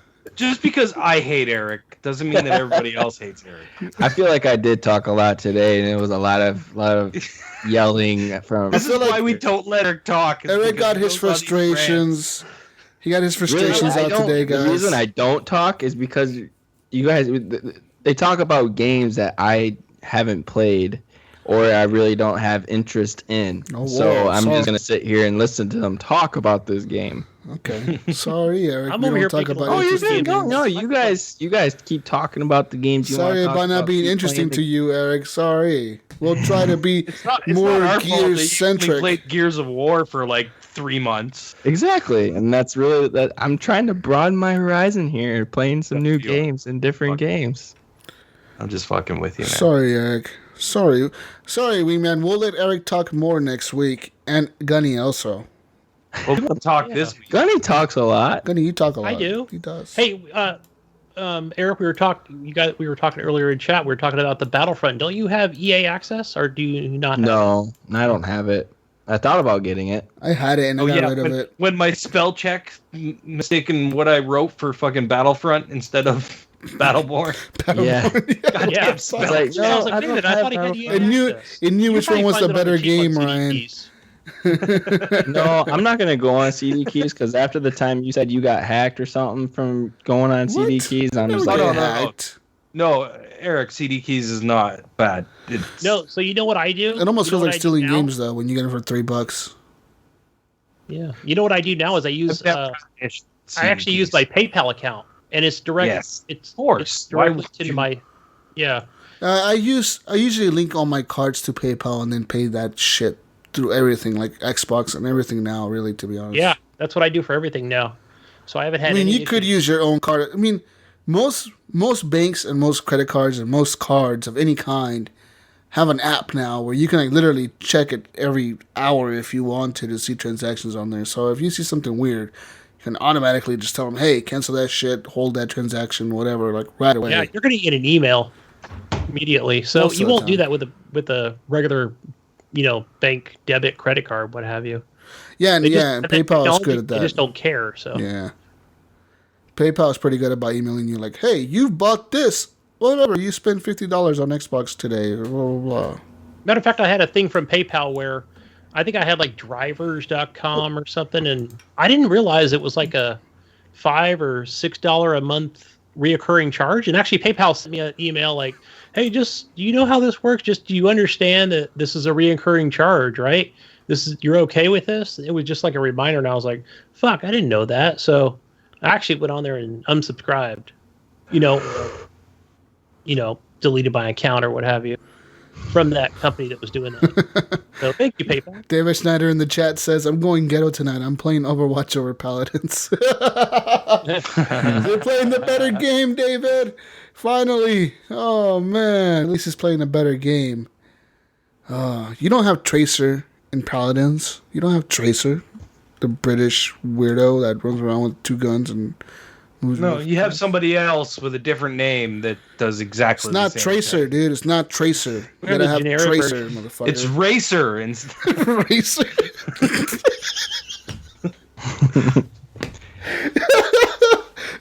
Racer. What if they actually had a character like that, dude? Oh my god, I would die. Oh shit. It's a Racer, guys. And she's not British, she's Australian. Oh fuck. Oh shit. Fucking Paladins. It makes me not want to play that game even more. I still haven't played it. I installed it the other day. I haven't played it. I think my brother installed it. My brother installed Overwatch. He plays Paladins over Overwatch. I play Overwatch over Paladins. I think it's just whatever you play first and you enjoy is what you stick with. Yeah. I prefer Overwatch. It's a fun game. Mike Ward, community member here, says, "What's everyone's favorite and least favorite game so far this year?" Oh man. Fuck, favorite game this year? I'm just trying to think of what came out this year. That's what I'm trying to think of. What came out this year? For Gunny, it'd probably be Tom Clancy's Ghost Recon. If that came out this year, then that's going to be my game. It did. Gears came out last year, right? Yeah. I was going to say Gears, but it came out last year. But I played it this year, so far it's one of my favorite games this year. But as of release this year, fuck. As much as I don't want to say this, fucking Horizon Zero Dawn. You're dead to me. What about Zelda? You don't prefer Zelda over Horizon? Oh yeah. You know what? I said this when Zelda and Horizon came out. I felt like Horizon Zero Dawn was a better Zelda. Okay. It was very similar. Like you're using bows. It's just better looking, you still have that third person view. Because I was playing them both at the same time, I really saw the similarities between the two games. I mean, there are big differences, they're both based in open worlds too, and you're doing quests and wandering around, you know what I mean? Like, there's a lot more exploration in Zelda than there is in Horizon Zero Dawn. For sure. But, the two games kind of mashed together, and I felt like Horizon Zero Dawn was a better looking, running, playing game. You know what I mean? Mm-hmm. Yeah. So, I don't know. To each their own. I'm trying to think of my favorite game this year. I don't fucking have one. I mean, would it be City Skylines? Schultz had a good one too. Another one that I didn't even think of. Fucking Resident Evil 7. Oh yeah. Yeah. Damn, yeah, that was a good game. Thanks for reminding me about that. Yeah. I don't even know for me, because all I've really been playing was Gears 4. I did play Resident Evil. Resident Evil was a cool game, but I wouldn't say it's my favorite game this year. Not even close to being my favorite game this year. I enjoyed Sniper Elite 4. I really liked Battlefield for you, Jesus. Battlefield came out last year. Did it? Yeah. Yeah, that's right. Yeah, November. It's a problem, guys. All these games came out last year. I know. I would almost say Dishonored, but Dishonored came out last year too, and I've been playing it this year. A lot of games that I've been playing this year have been from last year. It just... There were some really good games that came out October, November. Well, yeah, because we haven't hit that new game time this year yet, huh? We haven't hit November and shit yet, so... Right. Has anything really came out for Xbox? But lots of third-party games, right?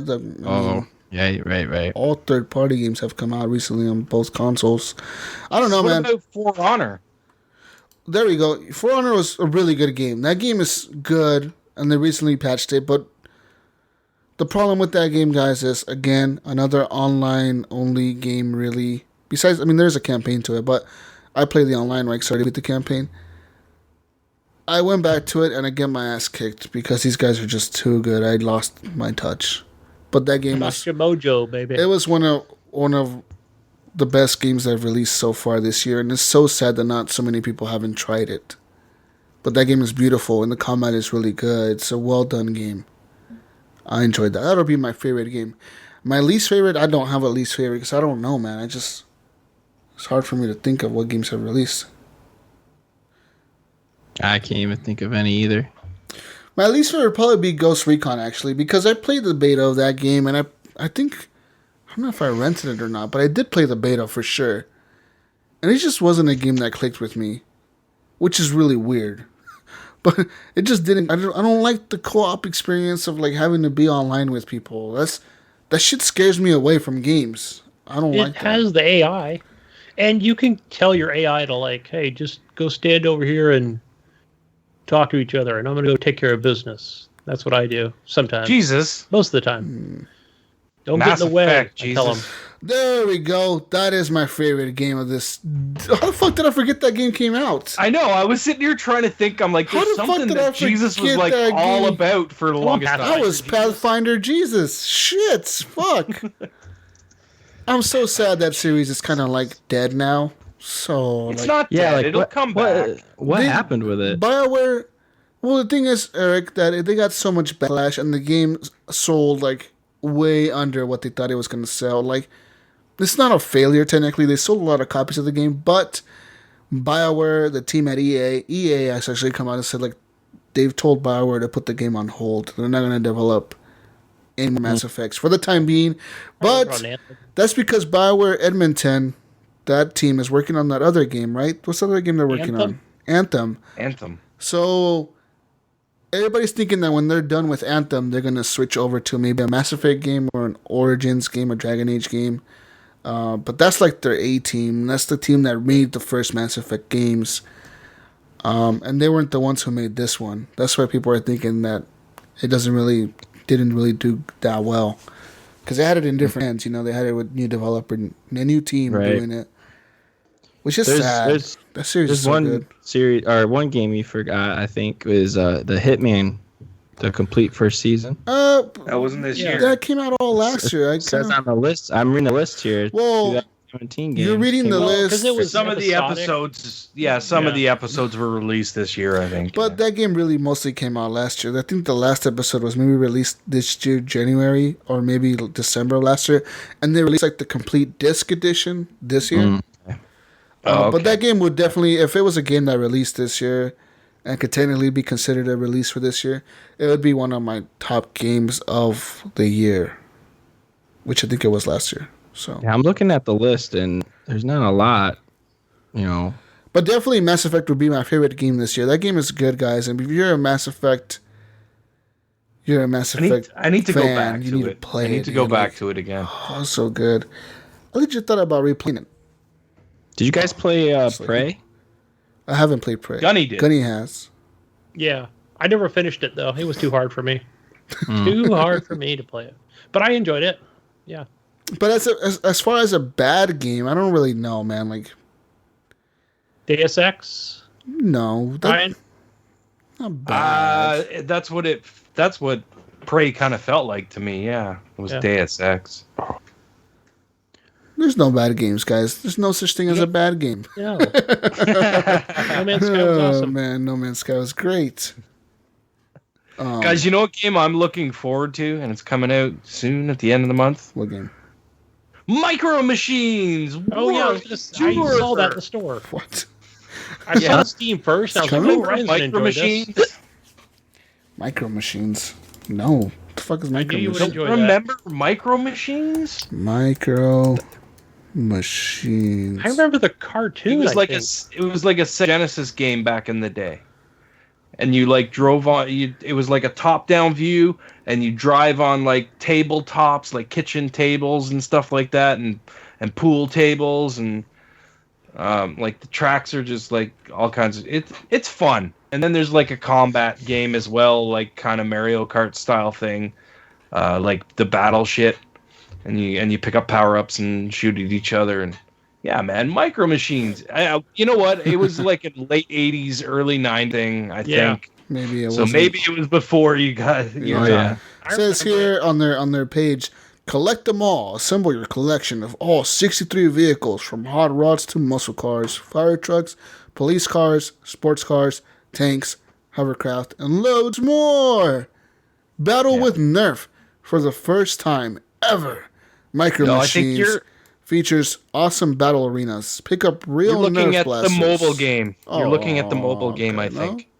Yeah, it's there's Micro like Machines World Tour is the new one that's coming out. I've played that mobile game. It's actually kind of fun. Okay. Oh, sorry. Yeah, this will be out on all used to play it. platforms. It came out on Sega Genesis, and it was like the cart had like 2 extra controller plugs on top of it, so you could plug in 4 players and play 4-player. I played that on the Genesis. Yeah, at a friend's house. Awesome. Yep, and I love that game so much. That's why when I saw it come up in the pre-order list, I was like, "Oh, sweet, boom!" I've been waiting for it. I played that in The Simpsons. Yeah, yeah. Anyways, Jesus, we got anything else? Yeah, one last piece of news, like very like rumor, maybe not real. But like news. I have one last piece here. Maybe for Games with Gold, in case you're interested in that, some people are. They're saying that maybe Injustice Gods Among Us will be at Games with Gold for next month, but I doubt it. So we'll see. Yeah, did you see the other games though that are listed? That are suspected? I don't believe those. Dead Space 2, Fallout 3, Dishonored Definitive Edition, and Evil Within. That'd be a sweet. I saw a different one. Already a Games for Gold, wasn't it? Yeah. No, wasn't. No. There was one that someone posted on the page from Larry Herb, and they're saying that it was fake. Yeah. So. Yeah, because I think the thing was a Games for Gold because I have it. I didn't buy it unless it was on sale. Evil Within 2. I've seen trailers of that all over the place.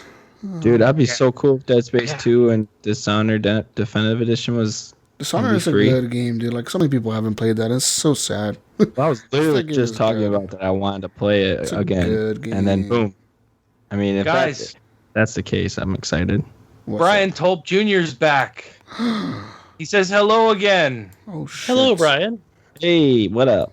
Welcome to the end of the show. Yes, thanks for coming to the end. Thank you. Hope you like it. Guys, with that being said, you can always follow us on Twitter at _horriblegamers. Leave us a voicemail on 971-319-1421. Also, please leave us a review on iTunes, on whatever thing you use, Google Play, Podbean, whatever the fuck app you use. Just gotta say, guys, real quick, for our listeners who want the best audio quality, go and download the Podbean app, because that's our feed, people, hosts, and you will have the best quality of the show there. It does, I mean, it's not like it's horrible quality on the other podcast devices, listeners, like iTunes and all that shit, but it is the best quality on Podbean. I have noticed difference, so go listen to us there.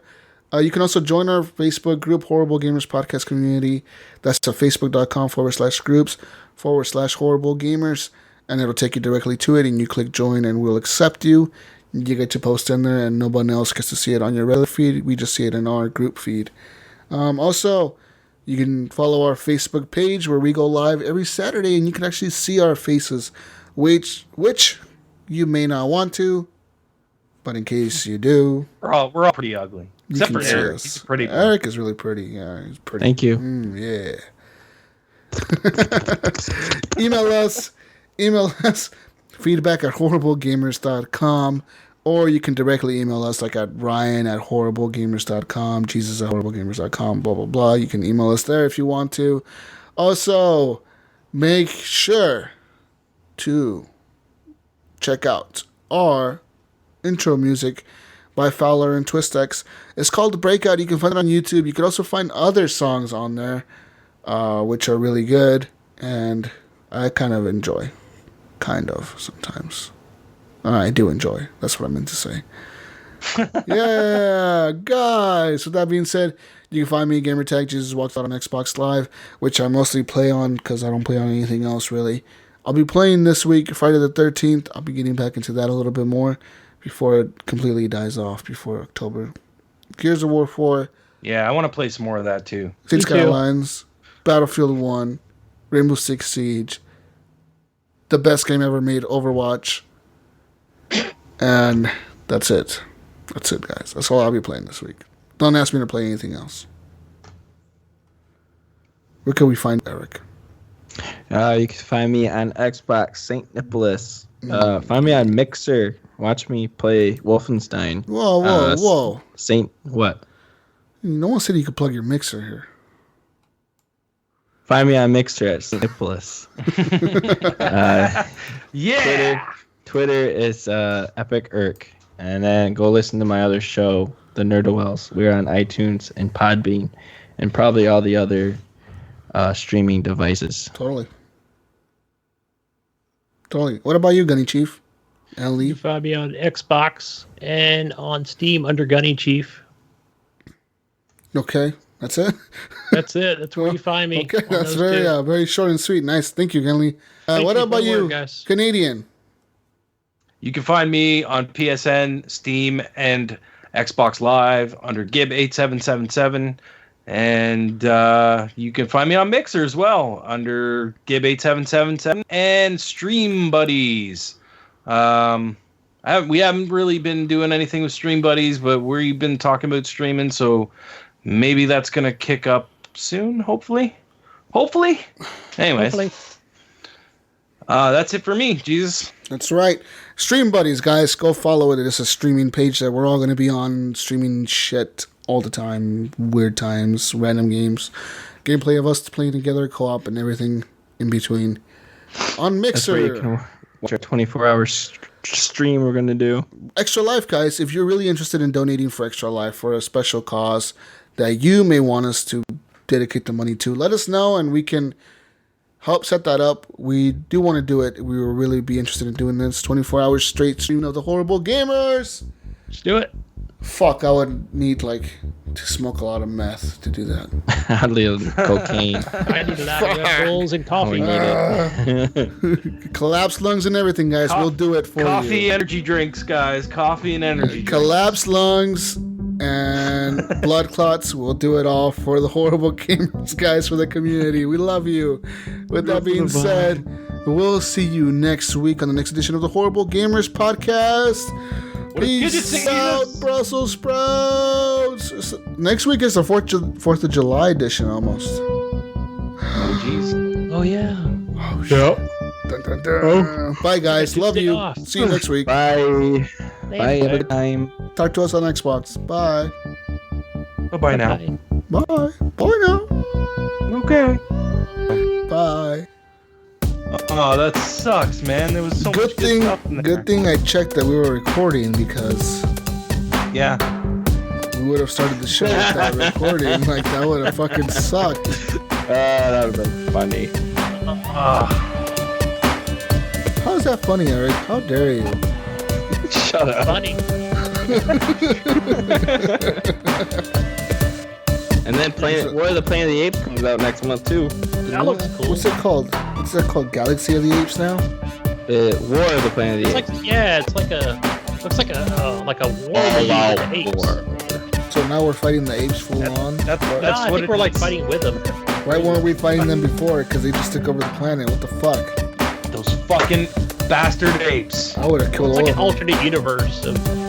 All I'm going to say is I don't think apes could overtake humans, ever. There's way too many humans for the apes to overtake all the humans. Yeah, that's what they thought in the movie, but look what happened. Yeah. There's just way too many humans. 7 billion people on this planet. Never underestimate the power of the ape. We're the apes of America. Whoa. Alright. It's Canada We did Day. it.